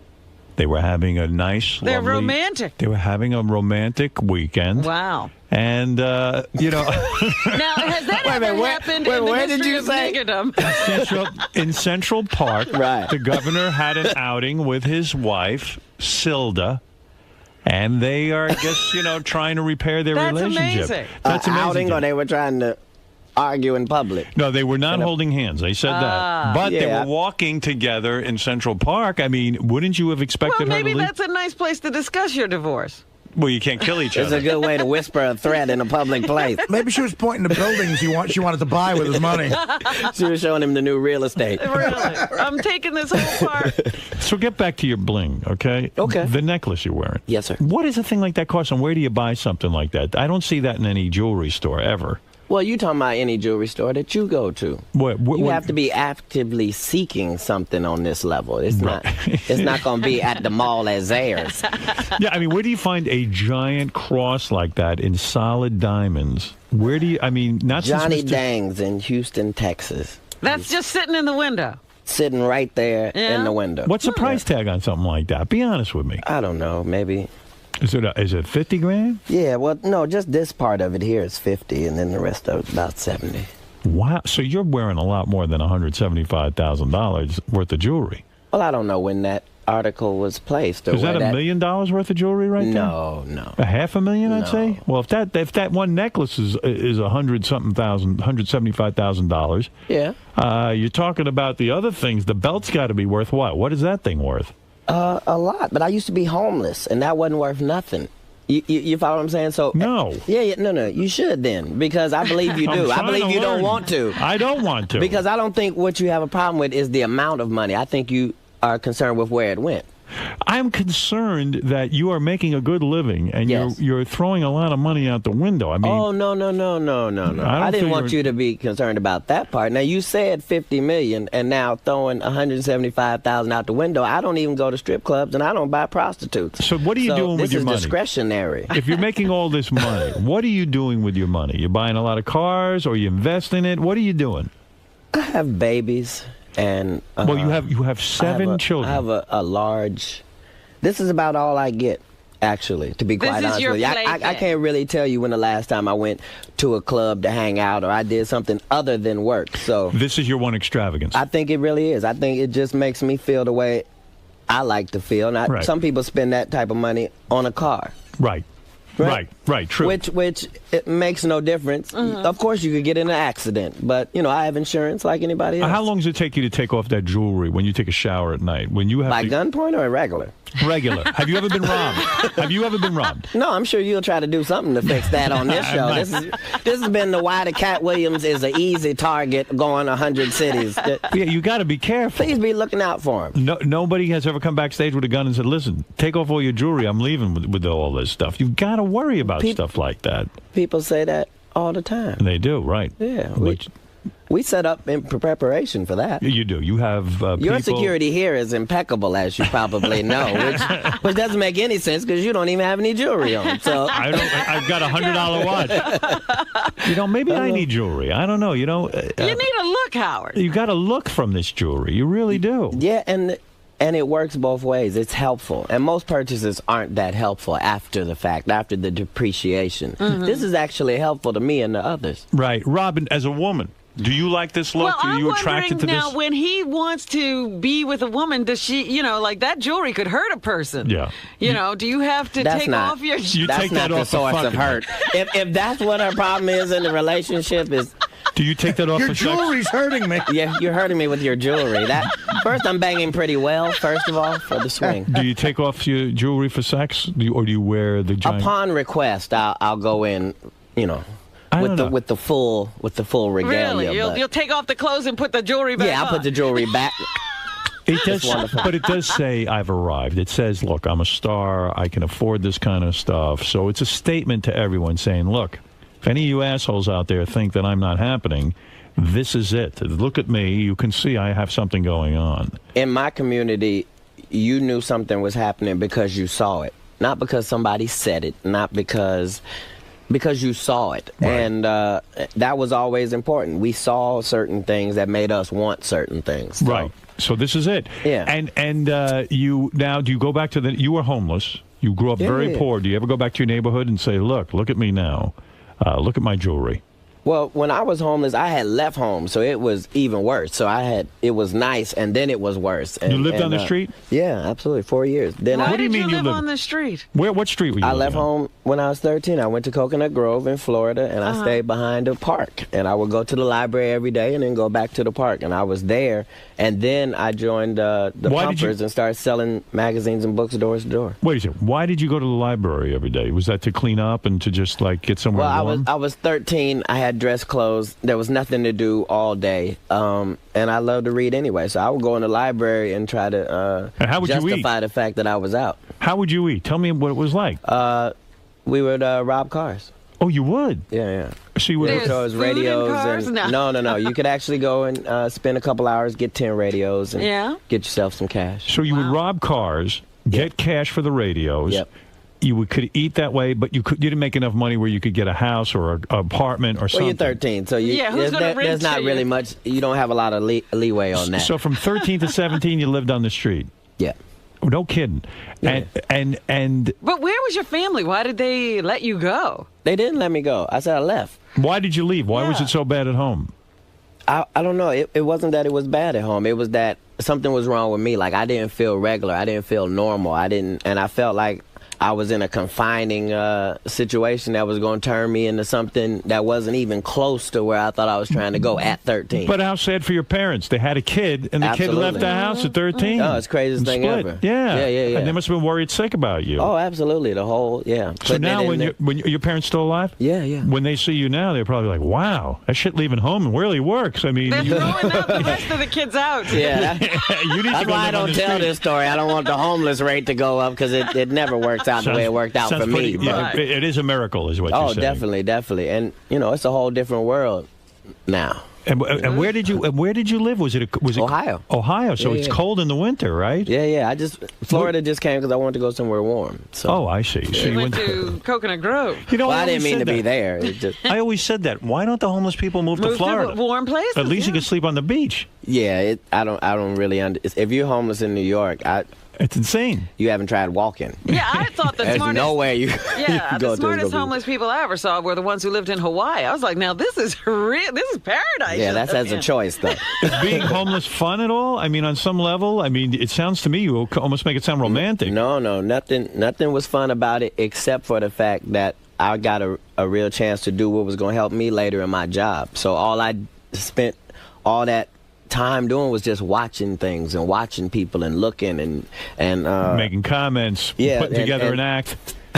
Yeah, as it turned out. Yeah. As it turned out. You didn't know it was an act, but it turned out to be an act because you could observe everything and then make comments on it. Yeah, and then when I was selling stuff door to door, then I went all the way across the country from one door to one door. So to get that experience and experience from that and then to be able to turn it into this, that's why it's got to be a celebration. Because sometimes good stuff does happen. And now you got like 8 kids, right? Yeah.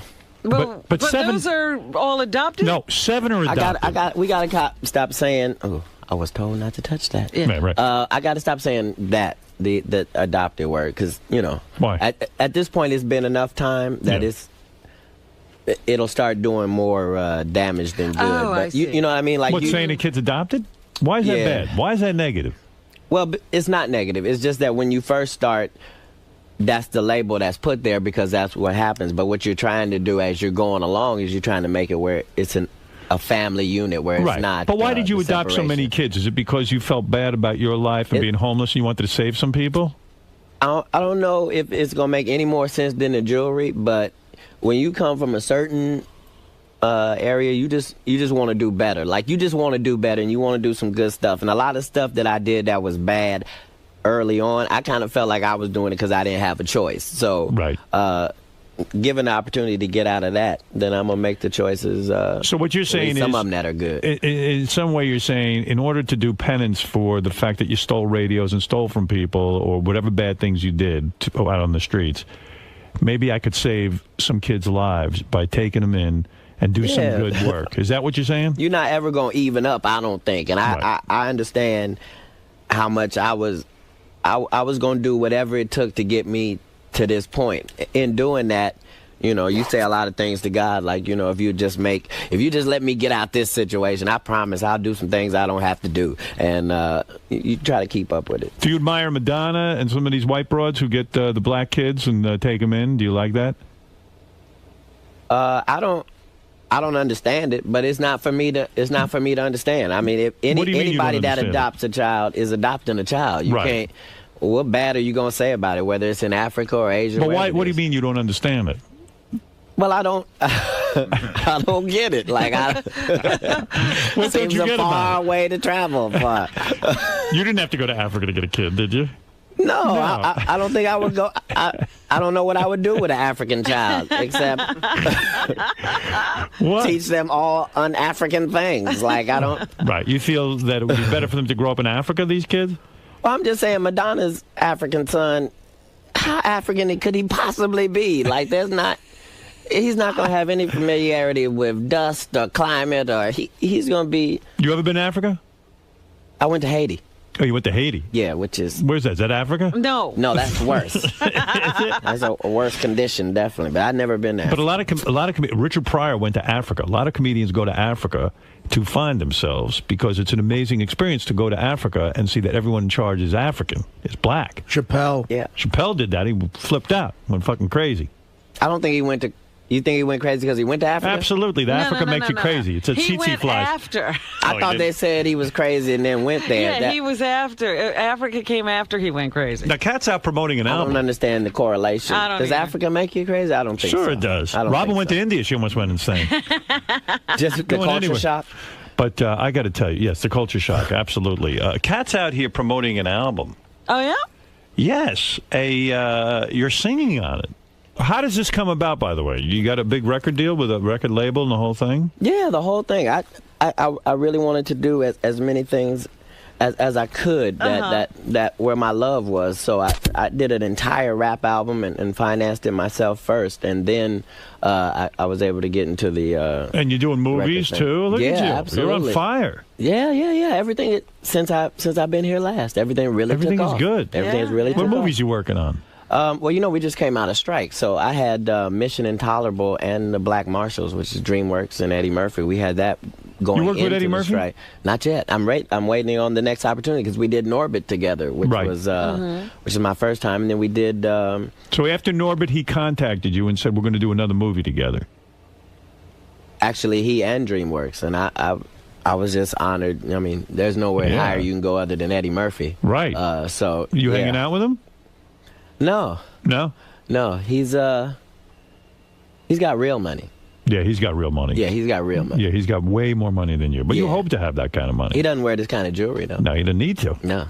See? Beyond that, it's Eddie Murphy. See? So you understand there is a point. So I'm right on time. That's right. Let's go to Mindy. Mindy wants to say hi to Kat. He's got his film career is. What are you going to play in the new movie with Eddie Murphy?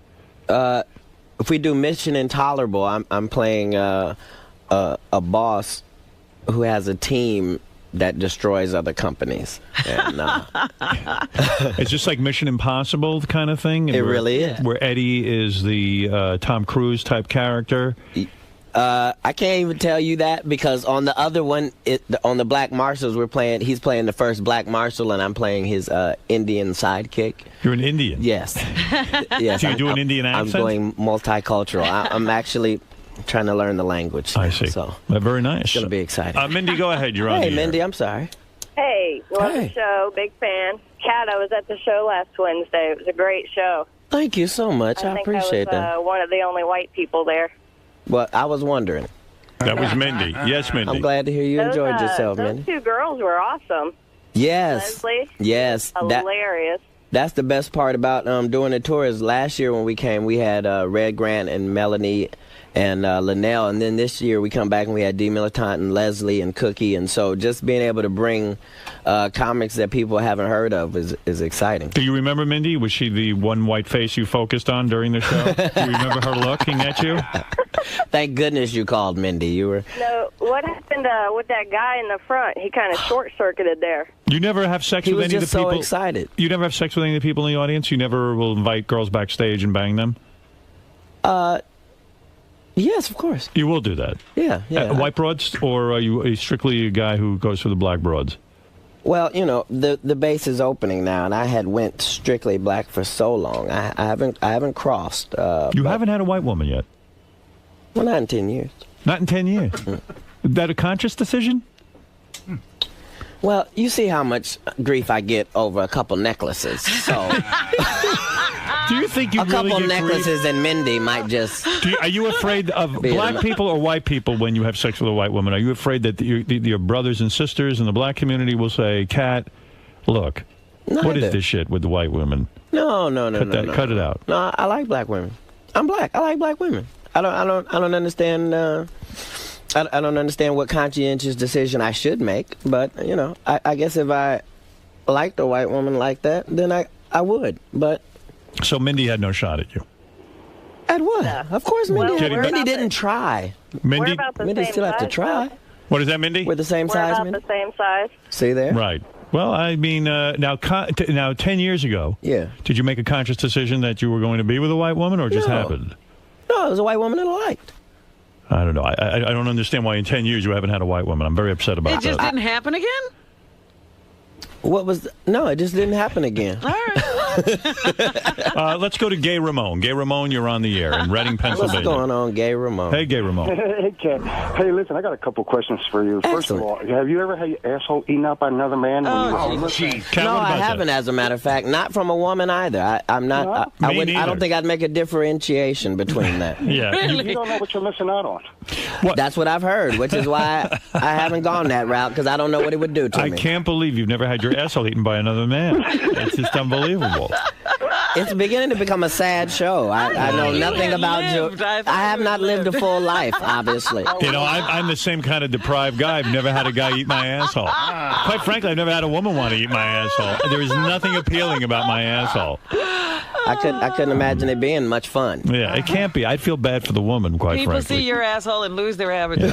All right, Gay Ramon. I love you guys. All right. Thank you. Let's hope you get your asshole eaten anytime now. Every day. All right.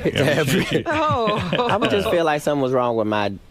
Like, is something wrong with my penis that you would want to... Are you afraid to go to Africa that you would have to stop using the N-word? Richard Pryor went to Africa and stopped using the N-word. Maybe it would change you too profoundly. And the N-word is a major part of your act. No.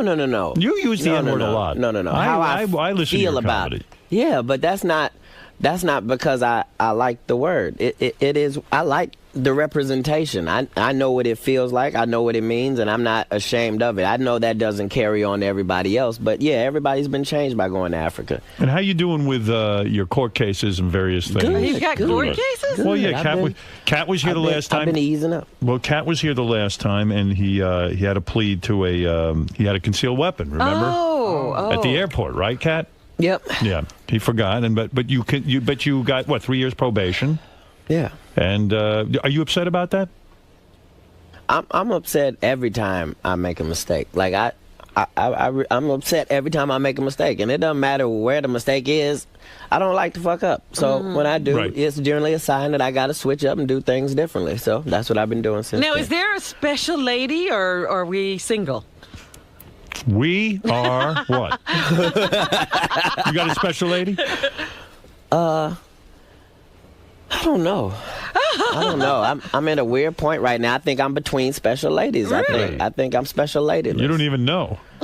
No. You're special lady list. That is a confusing I just told you 100 city tours. So even whether it's good or bad, you've broken it up over 100 cities now. You never know when you resurface. So you get mad at yourself for every mistake. What's the biggest mistake you ever made? The biggest mistake you ever made? I cussed my parents out. You did? When you left? Last year? Yeah. Jeez. Why did you do that? Why did you curse your parents out? Were they being no. leechy? Were they saying, "Cat, give us money"? No, what were they doing? It had built up, and I had it, and I was thinking to myself this entire time, why don't you cuss for a living? Like, why would you not say it? You've been thinking it, why don't you just go ahead and say it? So one day I just opened up and blared everything that I think I had been holding on as a child. And as soon as I got done, I was like, you know what, you're an asshole. Yeah. So that's probably the biggest mistake. I wonder if you recorded that. If you put that out on DVD, I might watch that too. That would be yeah. I probably can never Do you apologize. remember what you said to him? You say I'm a professional. What did you say to them? I'm a professional. I can be just as evil as possible. What did you say? I really felt like I should be off of the strictness. I've always tried to be free, and sometimes. Did you reduce them to tears because you're a professional cursor? Mm-hmm. You did. Yeah. Oh, that felt good and bad. I don't know what part of me thought that it was going to be beneficial to me afterwards, but I was so wrong, and I got kids. What were you so angry about from your childhood? There must have been something terrible. No, just it was strict. So when you're in a strict circumstance, you really just want to do whatever is not strict. Now you don't want to go all the way to the point where you have men eating out your asshole, but but you want some sort of freedom. So I built everything into just trying to be free, and then got to that point. And I thought you were going to say the worst thing you ever did was put paint thinner on a door handle of a guy's door handle and burn his hand. That was not the worst thing I ever did. That was not? No. Cursing at your parents is worse than that? Yeah, way worse than that, because I didn't like that dude. Right. That was Explain that to me. If you put paint thinner on a door handle and the guy grabs the door handle, it burns his hand?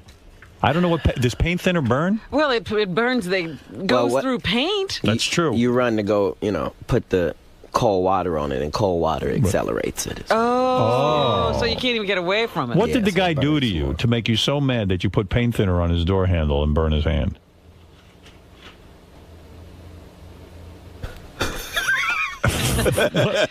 Ooh, this is good. What did the guy do to you? The great Howard Stern. Greatest interviewer in America. What did he do? He kicked my ass. He beat you up? Yeah, but he didn't do it honorably. What do you mean? He sucker punched you?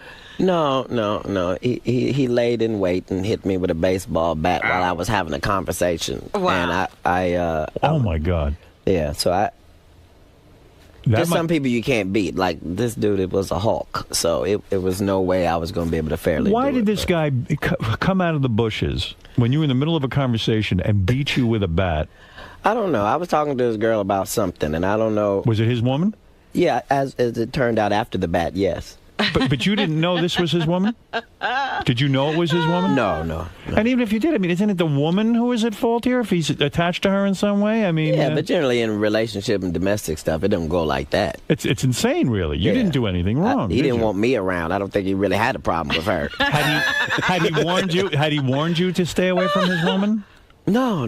Nothing like This that. was just out of the blue. No. And I was in a situation where I knew that I was going to have to somehow get some revenge and yet still be able to live in the general vicinity. So. When you say someone beat you with a baseball bat, that sounds deadly. In other words, where did he hit you? In the head? I'm short, so I probably got saved, and it hit me right around the shoulder blade. But I think it might have took my head completely off if he Oh, my done God. what he was trying to do. Wow. How many years ago was this? I guess. I don't know. Probably the last time I slept with a white woman. 10 years. 10 years ago. Yeah, about that. She was a white woman, this woman? No. No. She was not. So all you did, your crime, This is my only therapy. I travel the country, and then maybe if I'm lucky, I get to Howard Stern and find out what's fucked up about me. Your crime was that you were talking to his woman. Yes. You weren't sleeping with her. Were you No, fucking those this were girl? my intentions, and I. They were? Yeah. I see. Yeah, that was the part that was So happening. he comes over, he jumps out of the bushes and hits you with a bat, and you go down, and then your revenge, I guess, is to burn. Bushes. You said he came out of the bushes. I'm quoting you. He jumped out the bushes. He jumped out of the bushes. Boom. Right? I would piss my pants. I'd be so scared. You wouldn't think about paint thinner. Well, I've been beaten with a chain. Sure you would. But A chain? A chain, yes. Yeah, but you never got revenge. You stayed no. away from you're those goddamn right I did. I was Yeah, going to go I back guess and burn beat the by a guy with chain. his hand. You know, burning the guy's hand, he must have figured it was you, right? I don't think so. You don't think unless he's he's listening. He knows When now. he was beating I would you, never do that now. When he was beating you with the bat, what did the woman do? She must have. What did she do? They do what they generally do. Don't help either party. Just watch. Oh, baby, you really love me. I don't was think you just ever. testing you. Those two guys, I wonder Most who's gonna relationships win. won't be able to stand if you get beat with a baseball bat in front of her. She ain't going to respect you. Yeah, it's kind of hard. You should feel safe. As long as, yeah. It is horrible to be beaten in front of a woman, isn't it? I've experienced that. Really? It's Yeah. Oh, horrible to get beat anywhere, but in front of a woman has a special sinus. In school, I would regularly be beaten in front of women. Oh, I never thought of it. that Yes, way. absolutely. My neighborhood, you were beaten, and you were always beaten in front of a woman just to make it worse. Yeah. Sometimes the woman was doing the beating. Yeah. Yeah. My neighborhood makes Cat Williams' neighborhood look like a country club. You got beat with a chain, I guess so. Oh, yes. Well, anyway, when you're getting beaten on the street in front of a woman, are you still trying to look cool in some respect, like trying to hold on to your dignity? Well, you know, in a normal fight, you have the opportunity, no matter what happens, to at least make a good representation of yourself. Maybe you get knocked about, but it's your fancy footwork that she admires, or some flashy comeback you said as you were getting hit that might, But with a baseball bat, you're pretty much You're done. Yeah, you there's no redeeming. She's not going. Yeah, There's nothing. I like the way you took it. Like, You remind me of a guy, a comedian that used to do my show all the time. You know Drew Carey, right? Absolutely. Drew would always say, as soon as my sitcom's over, I'm getting out of the business. And you make the same claim. You say, I'm getting out of the business in 10 years. You're not going anywhere. I mean, You'll be hosting The Price is Right, just That's like right. Drew Carey. All you guys are the same. You, Drew Carey, you're in the business for life. Yeah, what are you going to do? You can't be normal. You love it. All right, never mind. Hey, listen. okay, can we summarize this? All right, Cat Williams is in American Hustle, the movie, available now on DVD. American Hustle, is that the one I saw? Your stand-up mixed in with some comedy sketches and all that? Is that your special? I'm confused. This is the one. This is leading up to Chicago. So this is Red and Liddell and Melanie. Yes, the one that you saw. So There's yes, one broad on there who's super hot and super funny. Yeah, you talking about Liddell? Yeah, I'd bang her hard. And you'd have to. She's my type. Have you ever had her? No, I was always too nervous with her. Oh, like my God. I pay certain respect to certain. Right. Yeah, it's not You gonna never be me. You don't think she's hot? I think I think I probably just ignored her hotness. Oh, really? Just because of, the workplace. I could get fired off the tour for something like that. You wouldn't get fired, trust me. Probably not. Yeah. I'm going to bring her here next time. Bring her in. And you got to see this new show. You got to see Leslie. You're gonna bring some of these broads in here. I'll show you how it's done. I'll show you how to talk to these ladies. Excellent. Since I'm going to still be in the business. I bet your boyfriend will be taking a bat to me when I'm done with it. Hopefully I'll stand with you. We can take care of it together. So go see get the DVD, American Hustle. It's a lot of fun. And look for Cat's music album. It's Pimpin' in stores later this month, including rap music and, singing and when you comedy do sketches. You're a comedian and you do an album, and you do an album of music. Uh-huh. Do you sort of feel like, you're getting into that Eddie Murphy territory where you're just out of bounds? You got to be careful. I don't know what that territory was. Like, I don't think that's what actually happened, because I remember he had a song that everybody liked, and then he had a song that nobody liked. But I don't Party All the Time was his big hit. Right. But I'm saying that's going to happen regardless. Might as well have some fun. Yeah, why not? Darrell, go ahead in the South Bronx. Good. Hey, Howard, how you doing? My brother there. Let me ask you something. Do you ever think about the kids that are beaten to get those diamonds you're wearing? What do you mean? No. About blood His aren't blood diamonds. Those are. I've checked over each diamond. Those are not blood diamonds whatsoever. No, I'm not. I don't try see to blood stay out on of them. that. Let's go to Mark in New Brunswick for Cat Williams, who's celebrating his American Hustle being out on DVD and Cat's new music album. It's Pimpin' in stores later this month.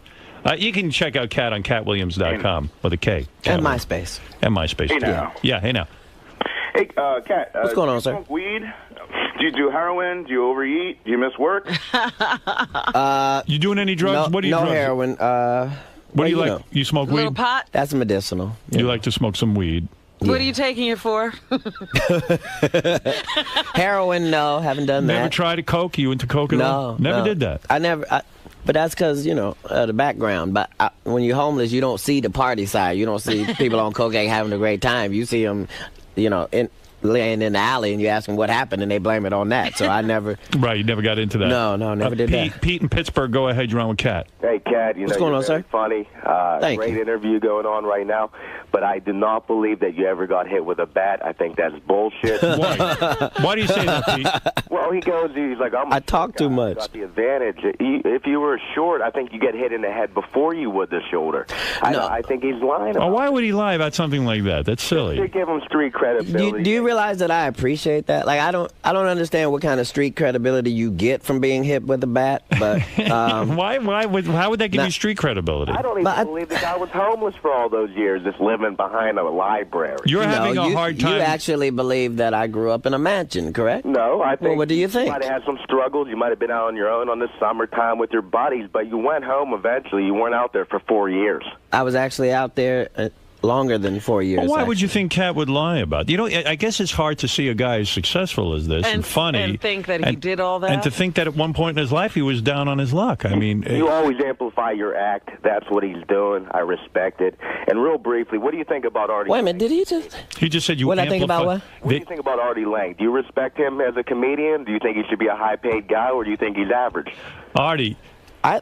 Artie is actually a real comic, so I have to kind of give deference because I know that it's a craft, and I'm already talking to somebody who doesn't believe the simplest parts of my life, so I wouldn't. So in other words, when you compliment Artie, no one should believe that either. Yeah, you so can't win. You can't. I guess win. I'm not going to win either way. I actually like Artie. I think anybody should be high paid. Thanks for trying. Bill, go ahead in Huntington Beach. You're on with Cat. Hey, guys, how you doing? Good. Hey, Howard, stop being his accountant, man. He's a funny dude. He can spend the money however he wants. All right. I appreciate that. Thank you. It's going to be my last day. Just want to make sure you're I'm off jewelry now. Well, Cat, it's always good seeing you. There's It's always so much, great to be here. going on with you, and I'm very, very happy for you and your success and all these movies and albums and DVDs. It's exciting. I'm happy for a guy who was homeless and now is doing well. I really am. Thank you. I appreciate it. I mean, to be the second highest grossing comedian in 2007 is no small accomplishment, and to build up a following, and I know how difficult that is, and that's a great testament to your talent. And I appreciate you for being a benchmark. I'm a big fan. American Hustle. Lots of people don't understand. American Hustle has a new meaning when you think about it. What, have people said something to you? Well, about Stern? being on this show? Yeah, of course. Well, what do they say? This is not. They don't ever expect you for this to be something that you enjoy, like the Howard. It's gonna be horrible.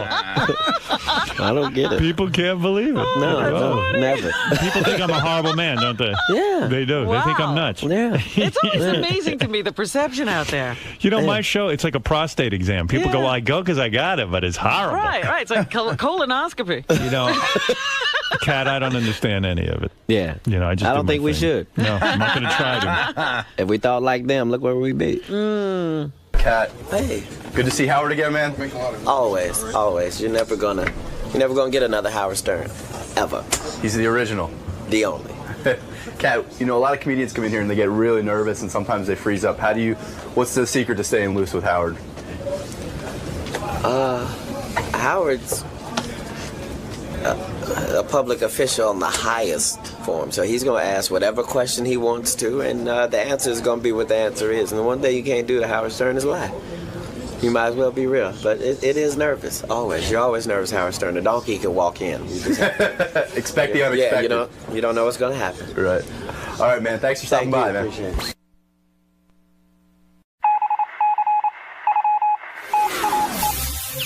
This is the best of the wrap-up show. A recap and behind-the-scenes look with John High and Gary Dell'Abate.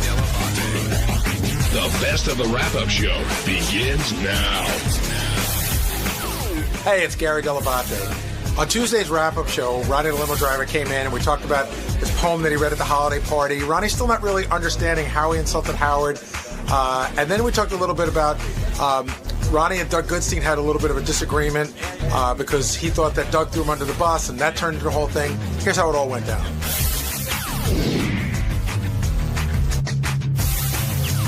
Now, do you guys think Howard had a right to be offended by Ronnie and what he did, or was Howard overreacting?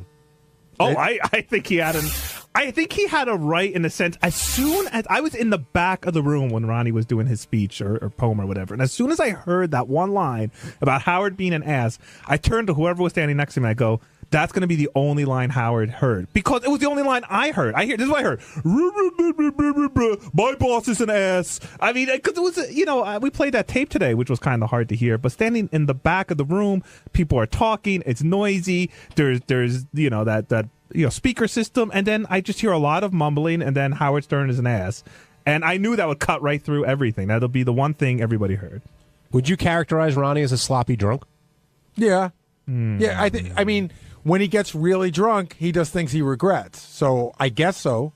Yeah, he's blacking out. I mean, okay, so here are the things that I've seen. Again, none of which bother me. I'm sort of in the whole thing, like with Benji, when Benji was acting wacky, say 2 years ago at the party, didn't bother me. I am just noticing this. All right, the Bubba wedding was a classic. Were you guys? You weren't working with us at the time, Jason. Were you at the Howard and Beth's karaoke? Yes, Valentine's party yeah. where Ronnie took his shirt off and passed out in the King's Throne. I have pictures of it. Okay, that was another great one. And then there's been a couple of Christmas parties. And there's also been a couple of Ronnie's, I haven't been to all of them, but Ronnie's birthdays at Scores and Rick's that I heard have been in that vein. But he gave a weird drunken speech at my wedding, too, which was very nice, but he was just going on and on about how I go to strip clubs and like all this stuff. And at some point I was like, Ronnie, does this go anywhere? Was he like Zach Galifianakis at the rehearsal dinner? Well, another thing Ronnie did today was actually walk out. If you missed it, let's hear that clip. You've lost it. Your ego is way out of control. Dude, humble yourself a little. All right. You're out of control. All right. I'm done. You're drinking too much? Listen to me. Look at me. I'm done. What are you done with? What about an apology? What about an apology? Come here. Get in here. Get in here now. No, you're not apologizing on mic. What the heck was that? He just left. He left. He's done. It's your worst moment, Ronnie. Why did you walk out, Ronnie? I was done. But you were genuinely hurt. And surprised, right? Ambushed. Well, I would say blindsided. Yeah. You didn't see it coming today, did you? No. But the funny thing is, everybody else did. Okay. All right. But I knew you didn't, and I knew that. Well, I know that feeling. I've been in your shoes. You feel so blindsided that you feel stupid, and you want to leave. Yeah, exactly. I don't want to hear anymore. Just walk out. When you went through your poem, and JD read it, you wrote it. Were you worried about that ass line and being crass, or did you think, oh, he'll know I'm just kidding around and, just being yourself, I guess? Yeah, well, basically, if you listen to the end of it, I was complimenting him. but he doesn't get that. He just like. Well, how is it a compliment if you say some people think you're an ass? Some people. I didn't say me. I didn't say Gary said it. I didn't say you said it. I said some people, meaning it could be anybody. That media said it. People, whatever people that always who've made fun of him and said he was shit or whatever on the air. The Pope. Whatever.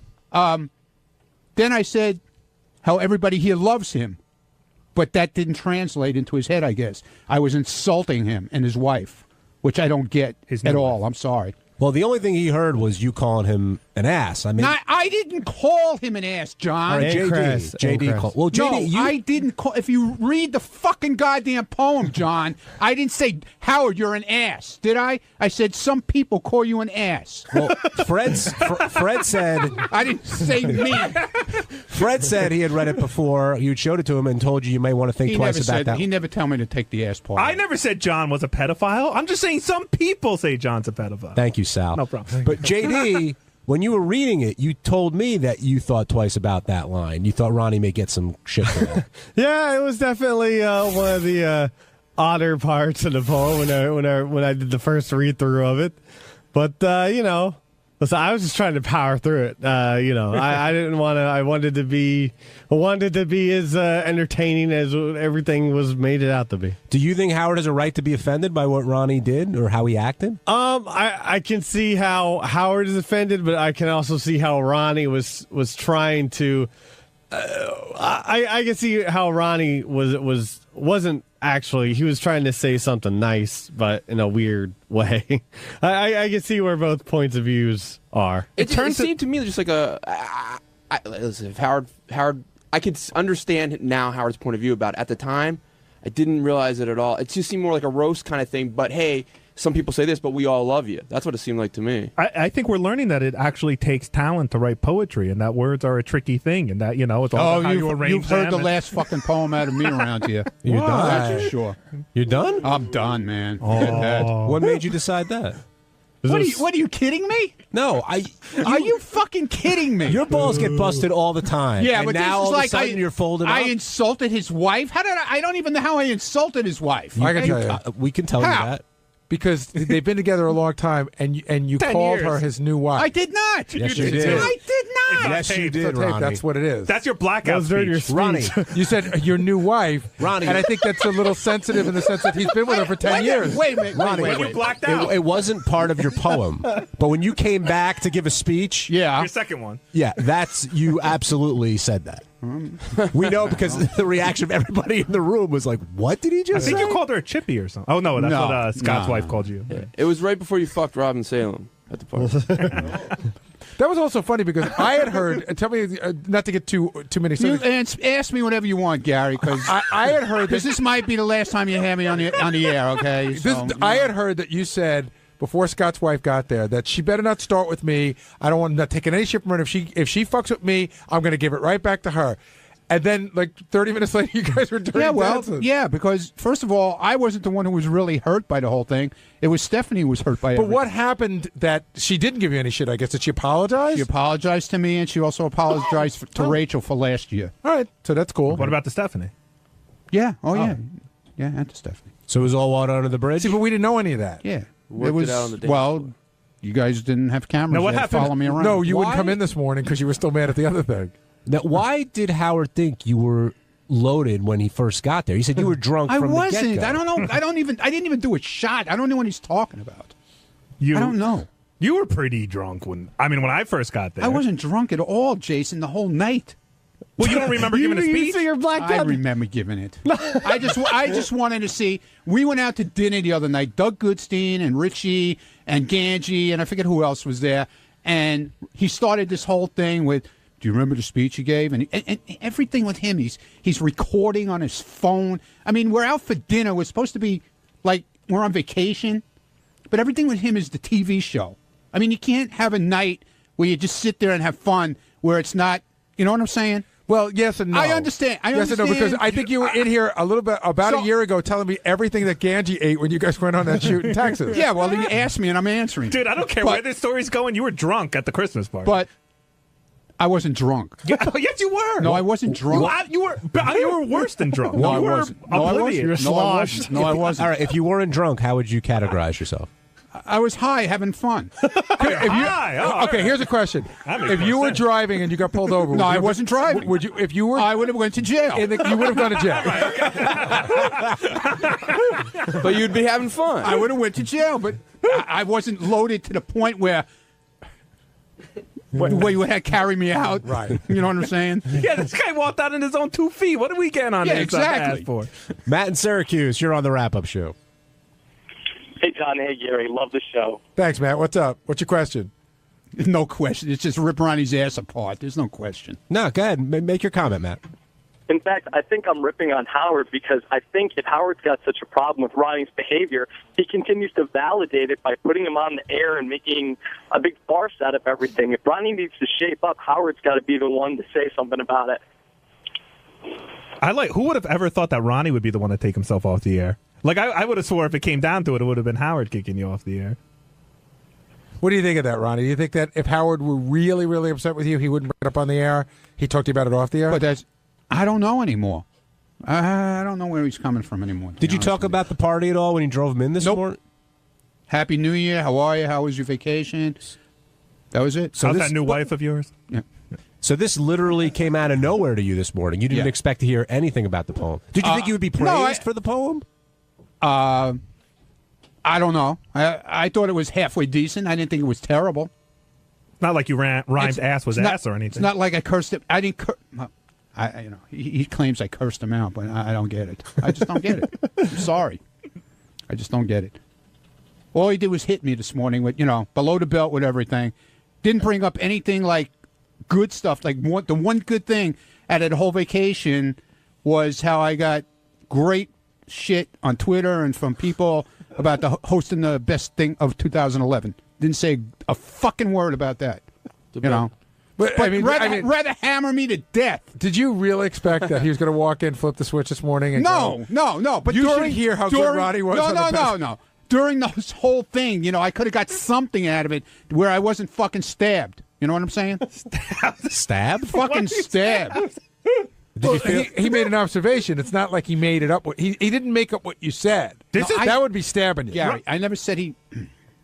You can't win, Ronnie. This is part of what Howard was making fun of you for this morning. You heard from a few people on Twitter that thought you did a good job, which I'm sure you did. Few people, and now much more than a few people. Why wasn't this the conversation this morning? No, Jason. By the way, why are you hammering me now? Why are you in here busting my fucking ass now? I'm busting your ass because you're on that microphone right there. Okay, good. This was your part of your plan too, right? Yep. What? John called me last bring night. him in here. It is never part of my plan to have Jason in here. Right. Never. All right, whatever. He actually rolled in on his own. Whatever. But Ronnie's getting some good tweets right now. Hold on. Yeah. Oh, yeah, I'm getting great tweets. So, Ronnie, did you expect... I can imagine. When you were I haven't even looked, and I'm not looking. Before you walked out, okay, Howard hit you a little bit, but did you expect, like, Robin or Fred or JD was in there? Did you think he'd have your back? No, nobody has your back. Nobody. No. You could be 100% right. Nobody's got your back. But who's to say what right and wrong is? You can't win. I'm sorry. Is there anyone on record that will say that Ronnie was not drunk off his ass at the party? I think he was in control. Like, I think he knew. Benji, you have a low level of credibility. No, what I mean is, I don't think Ronnie was like we've seen like people that are completely out of control at a party. Ronnie that throw up or like Ronnie has to be carried out. Like he wasn't. I think he, for the most, I think he knew what he was doing. There were definitely drunker people there. I gotta say, there's in between being completely sober and not having to be carried out are many different variations. Is there anything you did, Ronnie, that you're embarrassed about? No. There's one guy that was at the party that, at least in the back office, we all universally think was by far the drunkest person at the party. I know who it is. And that person didn't do anything. You wouldn't say, oh, my God, that person did this or did that. But if you ask me point blank who was the most wasted at the party, I have an answer. But don't you think that's because the person comes across as so laid back and conservative? Otherwise, you wouldn't have noticed. It was definitely part of you're not expecting it from him, right? Even though we don't know him that well. But the other point is, Jason, you can say who it is. It's pretty obvious. At a certain point during the party, I'm pretty sure he had no idea who I was. Like, on Howard TV, they'll see who it is. Who are you talking about? Your dance partner. Yeah, you were dancing with him. Yeah, lots of pictures. Tugging his tie. Oh, John Lieberman? Yeah. Billy and Reno, you're on the wrap-up show. Billy, you there? Oh, hey, good morning, guys. I kind of feel bad for Ronnie in this situation because I felt like all morning Howard was playing the whole ass comment, and then even when they played the recording of JD reading the poem, they cut it off as soon as he says, oh, my boss is an ass. When I feel like it's kind of out of context when he was actually trying to compliment Howard. Yeah, he said, though some people call my boss an ass and some say he's crass. And what's the next line? But we think Howard and Beth are top class. Right. The problem was the setting. This wasn't a poetry club meeting. Understood, Jason, but he wanted me to read a poem. He asked me to do it. I'm explaining how the room heard it, not what was in the poem. Once you heard that line, ass, that's it. That's all people, I'm just saying, people start murmuring amongst themselves and they don't hear the rest of the poem after that. I'm just explaining to the guy on the phone, maybe when you're sitting and listening to it replayed back on the radio, it's a little bit different. But at the party, that's a lot. That's that line. Everybody heard that line. Did you hear Robin's speech? No. Really? No. You sure you were there? You sure you weren't drunk? I was standing right next to it, but I didn't really hear it. You were screaming during it. He didn't hear it because he was so busy yelling. I was going to say, if you could have embodied the sentiment of Robin's speech into a poem, you'd have been fine. Yes, Robin has 14 families. I remember making a speech at the party, after the poem, but I said to Doug Goodstein that when we were, I was saying at dinner, that I didn't remember. So right away, you didn't remember? Get this on. Let's get this on tape. Let's get this on tape. You really didn't remember? Hey, can I just say Ronnie does an awesome Doug Goodstein? Not the voice, but the face is awesome. And then he ran in there this morning. It was like, ooh, like a little old lady. You couldn't wait to fucking spill his guts. When you were writing the poem, did the word top class come before ass, and you had to get a word that rhymed with top class? Yeah, well, the whole thing came together. It was ass and crass. But do you remember what order you wrote it in? Were you I need a word that rhymes with top class? I don't remember how I wrote. I scribble a lot. I think he started with the line "Howard's an ass" and then wrote the poem around that. No, I never said Howard's an ass. I said Howard. Some people. Oh. I never said Howard's an ass. See, would he have been better? Maybe you could incorporate but that's how he liked to interpret it. That I basically called him an ass. Now, would he have been better off if he said, Jay Leno calls you an ass, but that jackass has no class? Would that have been better? It's still a horrible line, but yeah, that pentameter's a little. Look, I wasn't writing and communicating is a talent. My paradiddle. Ronnie, kidding aside, it seems like you get a lot of shit on the air. We all know that, but it seems like this time you're genuinely hurt. Versus other times you kind of brush it off. I didn't do the poem to fucking insult him, and he keeps saying that I did it to insult him. So it's such bullshit. Will you talk with him about it? No. Why not? Because everything's on the air. He'll talk to me. If he wants to talk to me, he'll bring it up on the air tomorrow. But you wouldn't talk to him about it on the air today? No, because I was done. I had enough. Will you go back in if he wants you tomorrow? We'll see what happens tomorrow. I don't know. Ronnie, it seems the one you're most upset with is actually Doug. No, I'm not upset with Doug Z. I'm not that upset with him. I told him this morning, I said, we went out to dinner the other night. And you just can't go out. You can go out. No, you can't. Not with you, dude. Not with you. Because every time we go out, it's like it's a fucking TV show for you. What do you mean? You broke news to me. I knew this was going to happen today. Yeah, I knew it was going to happen because I told you. I didn't know about it, but I did know about it. You told me 2 weeks later. And I wanted to just see what the fuck you were going to do. You told and me right away, can I put this on my camera phone? I got your reaction. That's what I do. Things don't only happen in the studio. Do we cover you all over the place, all over the country? But is that out of the studio? Yeah, because that's a booked appearance. No. I'm talking we were about out for a social dinner with girlfriends, wives, or whatever, and to you that there is no in between. It's always a TV show. That's right. The show's always on. It should be for you too. Then you know what? But we're talking about next time you make what? I like Doug's attitude. No, you wouldn't like it, Jason. If you're always the center of attention with this bullshit, you wouldn't like it. I would love it if I was the center. I don't think so. Doug, if Ronnie said to you, don't invite me anymore. If Ronnie said to you, to your hey, Doug, outside things. Hey, Doug. No, I'll stop, Ronnie. I know you're sensitive to it now. I'll give you tissues next time. No, I don't need tissues. But I don't need tissues, dude. If this came up as it did in your dinner conversation, and Ronnie said to you, hey, I don't want a camera on right now, would you turn it off? Or do you know? Yes, I would. No, I wouldn't. would. No, and just so you know, the 10-second clip of video that I shot that we're talking about of saying when I took out the thing on the cell phone, I said, "So Ronnie, you didn't know about the you made a speech. I just wanted to get his reaction because I know it was going to come up today. That's it. It's 10 seconds. I won't even use it. I'm going to erase it. I'll erase it right in front of your face. How about that?" How about it? Well, I wish you. I wish the pace was more like you. Can I tape you erasing it? Yeah, but did he? Would he erase it? No. But I'll show it to you guys first if you want to see Hey, it. Ronnie. No, I won't, Ronnie. But the I'll big erase it thing if was, you I don't thought want. which was interesting. So you say Ronnie says he didn't remember. It was like virtual. I guess what's described as a blackout. And Ronnie, you're saying that was a joke? I was saying, yeah, I knew exactly what I knew. I made a speech. I don't remember everything I said, obviously. Do you think there were moments of it that you're blacked out? No, I wasn't blacked out. Well, I just didn't remember. If you don't remember certain that doesn't things, mean I'm blacked out. You're blacked out. You're laying on the floor practically. No, you you could have a blackout which without falling on the floor, meaning you have lapses in memory. Yeah, I did. I didn't remember. I didn't remember saying about what you. Right, the new wife thing. But see, that's a blackout. Okay. All right. Yeah. No, it's not remembering. Maybe it's early Alzheimer's or something? Yeah, maybe. Early old Maybe timers? it is. That's low. Is it really early? Gary, is it fair funny, for man. Ronnie to complain about Doug always having the camera on, or is that part of the bargain you make in being part of the show? I don't like these guys hang around a lot more than I do off the show, so I just figure I don't know what their deal is. I figure they got it. It always winds up in an argument. It really does. It does because he's got to film everything. This whole exchange, we're talking about this whole conversation with the video is about 10 seconds. And Whatever. The conversation it's still was a camera. about 2 minutes. It's still right away with a camera. Oh, can I film it? I got to film it. All right, so I got to film it for the TV show. John, I'll ask you a That's question. right. And we like to film you all over the place. We'll stop that if you want. But that's.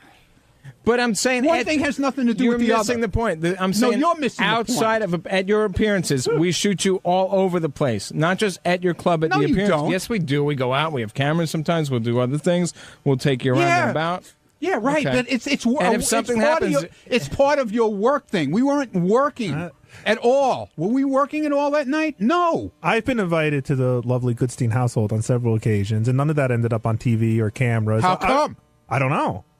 But Ronnie, so you think it's personal? It sounds like Doug said before he taped. He said, "Can I tape this?" Right? It's like I'm fucking Doug's clown or something. Oh, You're not my personal. clown. Yes, See, it is. I knew it. Well, I'm going to be very sensitive to it because I respect Ronnie. Believe it or not, I do. I like him a lot, and I don't want to hurt his feelings. Seriously, I'm not. You didn't hurt my feelings. I didn't do it to hurt your feelings. It just proves how it's everything. Everything you can't, separate work from having a social night out. But Doug, didn't you say you said, "Can I tape this?" before you taped it? Yeah, he did, and I knew he was going to bring it up today. Well, I mean, but and this is Gary. Would you have brought this up if this happened privately at a dinner that you were at? Yeah, I think I would. I wouldn't need it to tape it because my word is worth it. But I get what you were going for. I certainly would have brought it up. That Ronnie didn't remember totally. Do you feel like Doug has you on a string in some kind of way, Ronnie? And when did you start feeling this way? Do I have that power over You went Ronnie? a I didn't little know strong that. there, John. Yeah, I'm a puppet. Yes, I'm No, Doug's he's puppet. not my puppet. No, seriously. When did you start? Is this something new? No, it's not new because every time we go out, it turns out to be a camera thing. What do you mean? But isn't that all? I don't say everybody's sitting there filming you, Doug. Doesn't that happen when anyone and everyone goes out and with work? Doesn't something always happen? Doesn't someone always bring out a camera? I just saw clips from your Doug, New I Year's could have Eve brought party. I could have brought out my camera phone in your house and taped things that you said. But that was so fucking ridiculous. Well, did Doug say Like anything interesting worth taping? Doug's never said anything interesting. Marlo. Unfortunately, Ronnie doesn't remember. All right, wait. You invite people to your house, okay? Right. You invite them for drinks before you're going out. So the guy pours you a drink, and then he goes, "Would like some chips? Well, if you want, bring them out." Okay. Goes to the closet. There's no chips. He starts yelling to the wife, "Marla, we have no chips. Oh, we got some old kettle corn here." Kettle corn? What are you talking about? I opened it that day. No, you didn't, dude. That was it was opened already. It was stale. Party foul. Give me a fucking break. If you're going to tell a story, tell the story correctly. telling it correctly. No, you were supposed to come over. We had a babysitter at 8 o'clock, and you told me your girlfriend was not getting home till 6:30. I gave you an hour. Figured you'd get there by 7:30. We'd hang out for 10, 15 minutes or so. Yeah, okay. Whatever, half hour. And then you offered, But you and showed then up you at had nothing. You showed up Why at would 7. you offer if you don't have anything? I had plenty. Don't offer. I had a fresh bag of kettle corn. Yeah. I said, let me have an old bag. All right, Ronnie, I opened the bag that day, you dummy. The secret's out. So ridiculous, Doug. I know, he really got me there. Did you realize there was such angst between the two of them? I didn't even know they hung out. I swear to God. No, we hung out. And We we have a hang good out. time. We We have a hang great out time. all the time. But you know what? It's so ridiculous. It's got to be about the TV show. I thought I was the only one that I got angry about snacks, but it's good to know I'm not alone. I got angry because I didn't like. It was like all these little crumbs. It's bullshit. I agree in a with bowl, you. in a fucking bowl. And then he's asking his poor daughter, "Oh, would you like some?" There's nothing there. It was like little pieces, No, like it all the wasn't. bottom of Oh, the my bag. God. So no, you you think- gotta go get a bag of I Ruffles. wish I pulled out the camera. Doug starves the baby. Is that what you're saying? Next time I'm going to bring my own stuff with, so you have something. Yeah, there. bring some dip. Ronnie, you're Oh, going to get yeah. upset tomorrow when other clips potentially come up that from a private party? I think he's talking about what There's you New shot Year's at your Eve New Year's parties. Eve. I party. didn't shoot anything. See, I didn't. I wasn't there, but other people did. No, but people asked me. They asked me in advance, "Is it okay?" And I said yes. But Doug asked you too, though. Yeah, but I knew. I said yes for a reason, just to see what was going to happen. Oh, that was smart. See what happened? Yeah, I see what happened. On Wednesday's wrap-up show, there was a lot of talk about transcendental meditation. Scott DePace doesn't believe in it, although we don't know why. Gary's doing it, Jason's doing it, Ganji's trying to do it. So we talked about it and what you believe, and as always, it ended up in a fight, because all good wrap-up shows just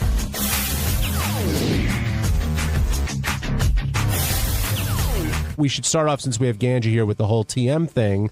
And I asked DePace to come down. I think he's going to in a little bit. But it seemed that conversation, first of all, page 69 is back.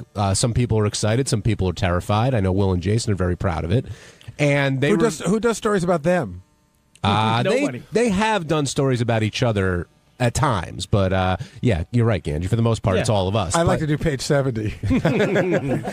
But today there was a story about Scott DePace not believing in TM. But that quickly went from Scott not believing in something he doesn't do to Ganji and him not having the time to do it. And how we talked about this before, once your name comes up, Howard just seems to zero in on you. And he said a lot of things about you personally, the way you're brought up, all that stuff. And I know you don't enjoy hearing it, but I mean, let's start from the beginning. Can you make the time for this, or are you just choosing not to? No, I'm trying to. I want to. So I'm trying to make time. What was happening? I've been doing it consistently once a day. So around. Oh, so you've been doing it the whole time? Yeah. Okay. I've been doing it once a day. So I do it every day around like 7 o'clock at night. So I do it in my office before I leave work. So I've been trying to do it in the morning. My biggest problem is not getting up early enough to do it where it makes sense. So what was happening is I was getting up early. And I was literally just moving from my bed to my couch and then re-falling asleep.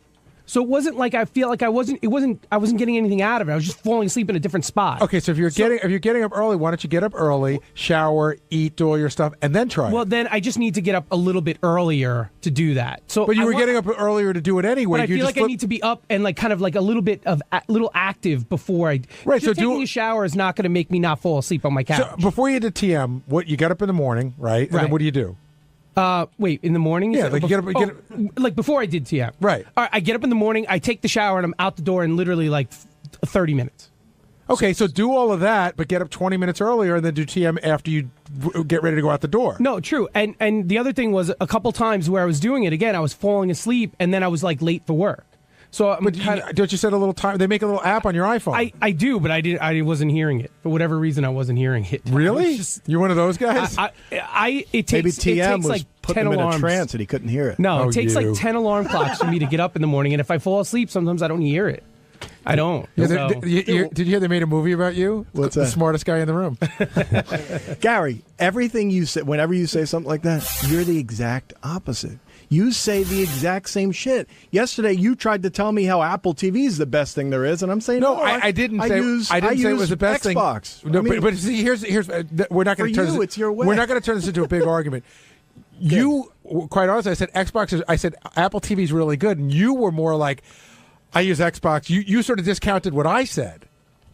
You're like I don't yours see is that. the greatest, and my idea was stupid. No, That's for me, because I didn't I'm know, not an hold Apple on a second. guy, I didn't so- know. I didn't know anything about your Xbox, and so we were talking about using TV and how you can watch things around the house. Yeah, and I said I got to tell you, Apple TV is the greatest thing. And he goes, "Yeah, I don't know anything about that. I use Xbox." It's not, like he was it's sort not of what I downgrading. said. Yeah, it's I said exactly- I know a lot about that. I've used it at a friend's house, and I think the Xbox is better. That's it. Okay, now that you two have agreed to disagree once again. But Gary just doesn't understand that. He thinks, he finds there's no issue with with Will or whoever making fun of me for being mildly into religion.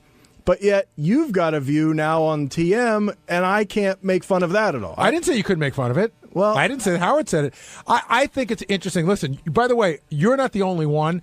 There's other people here who are, I will say, skeptical. You're just a loudmouth about it. But you're not alone. In other words, you're not a loudmouth. I talked to one person, Doug Goodstein, about it, and then he yapped to Jason. Well, then yapped. He was upset about it. I will tell you that Doug told a couple of people because he's a baby. It's sort of like you're trying to, but you're trying to try out this thing. I'm confused though. Why is Doug upset? Because Scott put it down. Doug can't do it now. I get it. I get it. When you're in a room with a bunch of people you deal with every day, and then somebody that I guess Doug respects on some level, tells you that what you're doing is stupid and gay and a waste of time and a dumbass nap. You start to you're trying to find your way to do it in the first place. Now, I know Howard would say, "Oh, are you such a simpleton that Scott DePace's opinion matters to you? Just do your own thing." But it does weigh on you a little bit. Like I know there's people here that aren't doing it that think it's dumb, but they just don't say it to me. Can I watch you do it? Sure. I mean, there's nothing. Did you refer to it as a dumbass nap? Yes, you have. You did to me, too. Maybe. It sounds like something I would say. Yeah. But what about what Howard's saying? How could you not believe in something that you haven't tried? Well, I would say the same thing to him. He has not tried religion or Christianity, right? I mean, I think he has, actually. He has. No, I think he's tried Christianity. No, but he's tried religion. Well, not Christianity. Maybe that's Christianity. You should know what you're into. Yeah, he's into something different. Christianity. Christianity. Did I say it wrong? Richard Christie. Like 5 times. Christianity. That's right. That's it. Anyway, so I don't understand. In other words, I'm just simply saying that I agree. If it works for him, that's great. But don't make me out to be foolish or but nobody did. I don't believe it. But see, nobody did. What happened was you were making Doug out to be foolish for trying it. Doug and I are friends. I'm making. See, that's a deflection. But you're just and saying. Then Howard says, "Well, you've never tried it. You don't know." You just said, "Hey, if I'm into religion, don't mock me for being into religion." But then Doug tried TM and you mocked him for it, and you're like, "Well, that's just me being fun." But Howard and Will do mock me for, or they did once. I'm not even Mr. Religious. Yeah, I don't think of you as very religious. But it became that I was stupid because I happen to believe in God, and that evolution perhaps is one of God's things. Well, I'm having a vague recollection. Were you one of those guys who doesn't think that evolution should be taught in school? I couldn't remember. No, it came up around that. I just said that I'm not willing to believe that a bang created all this thing. I think God is behind stuff, and that's it. I believe if there is evolution, I could care less if there is. If there is evolution, I think God is behind it. That's it. That was my simple statement that somehow made me out to be crazy. And I would just like to say that Howard basically said the same thing today, that since I don't believe in his way, that... But let's get to the core of it, because I just asked you about it. You just said, hey, don't mock me for being into religion. And then I said, well, why'd you mock Doug for trying TM? And you go, oh, we're just kidding around. Listen. But you just said, what if, how do you know Will and Howard weren't kidding around with you for the sake of the air? Well, that could be. But, But you can't have it both ways. Well, of course. And Howard can't either, right? No, I'm talking about Howard you. can't Hold on. either. I'm talking about you. I'm talking about Howard. I know, but I'm talking about you. How is Howard having it both John, what ways? do you feel about it? Why don't you do it? What, TM? Yeah. Because it's not for me. How do you know? You haven't tried it. Because I've talked with Gary and other people about it, and I respect that they're doing it, but ultimately, it's just not for me. I sit in front of I sit in front of a TV for hours. That's my TM. Okay, I get away that way. Yeah, and I get it from golf. I don't need. But I'm not saying I don't believe in TM and it doesn't work for people. And it sounded like that's what you were saying to Doug and others. You were making it like John says it's not for me. Whereas what I got from what everybody said you said is you said it's stupid. People need to lighten up. No, but what do you think it's stupid? I can't. To me, it's something that I don't think I could use. I don't need it. That's fine. And that's fine. But do you right? think it's stupid? But amongst friends, yes, it's stupid. But why? Would I say it to Howard or you even know? I think your religion is stupid. So what's the difference in what I said and what you said? And you've told me as much. So what's the difference? I have not. I'm not willing. I wasn't in on that conversation. Of course, you've said it in the past. Like, what do you believe? No, I haven't. Yes, you and I don't have. talk religion. In this room, we've said it. Are you a devout Christian? No, we're not. But I don't think, Scott. I do think it's ridiculous that you say I don't believe in it. It doesn't. I don't think you know a lot about it, about what the purpose is, that kind of thing. But we do that all the time about every single subject here. How many of us tried the video caddy before we bashed Right. how silly it was? I pretty much saw how it worked. I mean, I didn't have to try. I don't play golf, so it doesn't matter. Well, that's ridiculous, though. If you believe it, see, you don't. I know. play golf, No, hold on. I know that. I agree with Howard. This is what I'm going to say. I know You're- that you're you basically saying I know that- tripods are silly. I know that you should videotape yourself playing golf. I know that works. I'm not sure that the clamp you're selling is the answer. But it's that's- one answer, that's but like not the saying answer. a tripod is ridiculous. No, there are just better tripods and clamps. But and, you don't and you're not want- and you can't don't want a tripod on the golf course, You jerk can't off. reinvent a clamp. I didn't reinvent anything. I made one and brought it to a market. That was it. So That's all I did. You're saying that you can call TM stupid with certain people because you have that relationship. With other people, you can't. So who do you have that relationship with where you feel comfortable saying something like that? Most people here, but Ganji and Doug. If Will came to me and said, "Hey, I'm doing this TM," I'd make fun of him for it. Of course. Who are you not afraid to give your opinion to? Who would you rather not give your opinion to? Well, I wouldn't tell Howard that. I don't think I would. I don't think I would even say that to you. Where there's I a think if different we were level. riding up in the elevator and I told you I was doing TM and that was the first you heard of it, you'd probably chuckle. Inside, I would chuckle, and then I would tell you that I'm not into that. But we don't have that same relationship, Gary, Howard said when you first had the list of who was going to do TM, he went through every person and knew who was going to stick with it and who wasn't. That's right. Now, do you think were his and your assessments off? Did anybody surprise you? I guess Sal bailed early. Yeah, he thought that Sal would bail and he thought that Ganji would bail. He thought that Jason and I would stick with it. And then How does he know everyone- that? Just a guess. A guess. It's not. I mean, he said on the air that Jason's disciplined. What the hell is? Who's he looking at? What do you mean? I mean, what's he? 300 now? 300 pounds? Oh, weight wise, you're saying? I mean, that doesn't look like a disciplined guy to me. Can you be disciplined in some areas but not others? I mean, I guess because, maybe he just chooses. All right, I'm not going to be disciplined when it comes to my weight. But everything else I'll be disciplined with. I don't know. Well, when he was describing everyone, he did say that about Jason. When he got to Ganji over here, instantly he knew Ganji wasn't going to do it because he can't stick with anything. Yeah, because of my weight. Yeah. Like he's basing it on my weight. Well, is Ganji disciplined? I don't know, man. I don't know who's. That's a no, by the way. Yeah, that's probably a no. Yeah. Well, but he also said, Ganji, because of the way you were brought up, you've always been coddled. I don't understand where he gets that idea from. How was I coddled? I don't understand that. Well, I mean, I could tell you how we think you were. Right, tell me how. Your father ran a business that he did very well in, and you guys all worked for him, and you never really. I mean, did you have to work growing up except for him?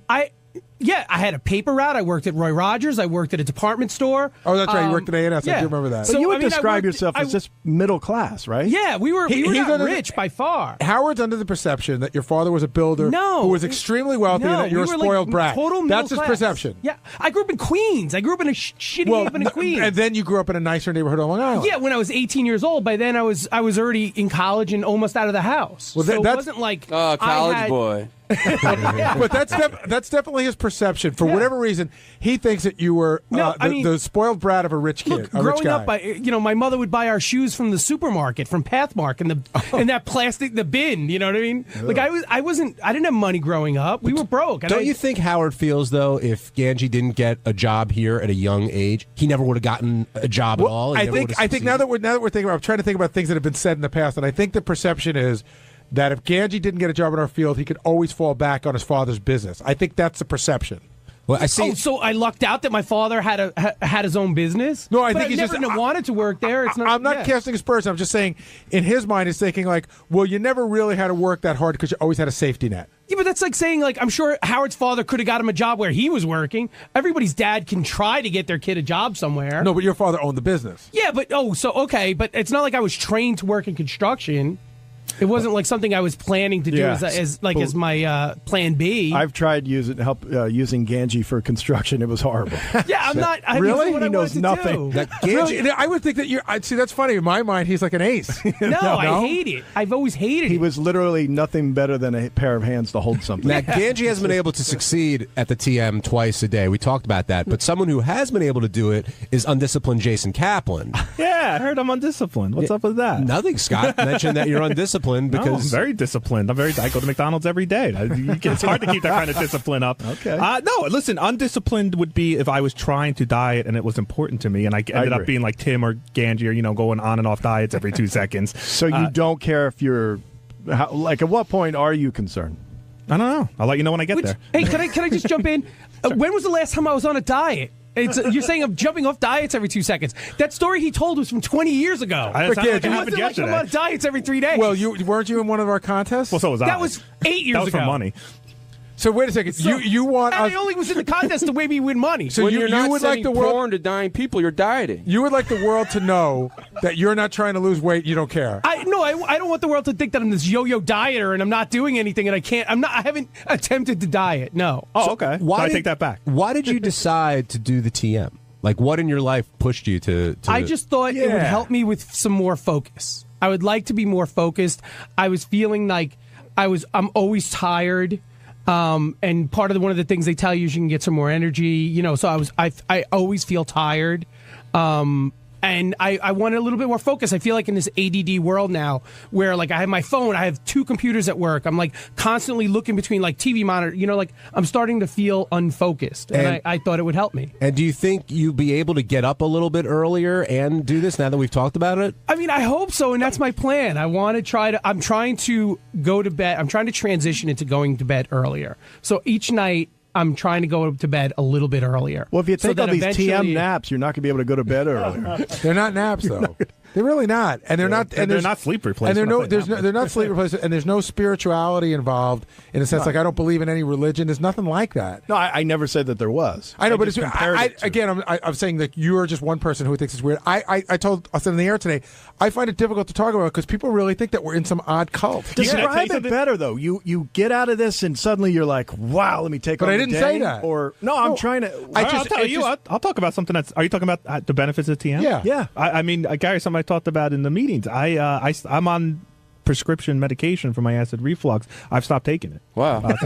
No, but Why that is is it just funny? ridiculous. But why is it ridiculous? How could it have anything to do with your Because it's- physical reflux? But, Now but you it sound does. ridiculous. So you sound ridiculous. It does. So if I told do you think the Sarno stuff is bullshit? So hold on. No, do you think the Sarno stuff is bullshit? The your way mind can't help you? Howard describes it, yes. Howard describes it. It'll cure all back pain, and it's the cure for everything, which I think is bullshit. It may help. There might be a certain case. I'm one of them. I can tell you right now. I went in and I was told to have an operation on my knee, which never happened, and I went to Dr. Sarno. So why can't this help Jason's reflux? Well, it is helping it. Well, let me just ask you this then: could it also have helped him to go golfing and relax that way, and then his reflux would I go don't away? think. I think it'd be very. There's no proof that golfing cures acid Can reflux. I just answer for myself for 1 second? Real quick, Jason. Okay. I'm very stressed out. I've been taking pills since high school for my acid reflux. I do plenty of stuff to try and relax. I smoke a lot of weed. I jerk off. I watch a ton of TV, which is John's version of TM. I do plenty of. I'm not play golf, but I have my own versions of relaxing. None of them have shown any results. I have not changed my diet. I have not changed my exercise habits. The only change I've made in my life is TM, and I've stopped taking pills. Now you can say for whatever reason that's fact. That's just fact. Maybe you didn't need them in the first place. Okay, well, I couldn't go a day without taking a pill until a Maybe, month ago. John, maybe it'll cure your diabetes. Should try it. TM? Yeah. John has a disease. I'm skeptical of that. I will admit that.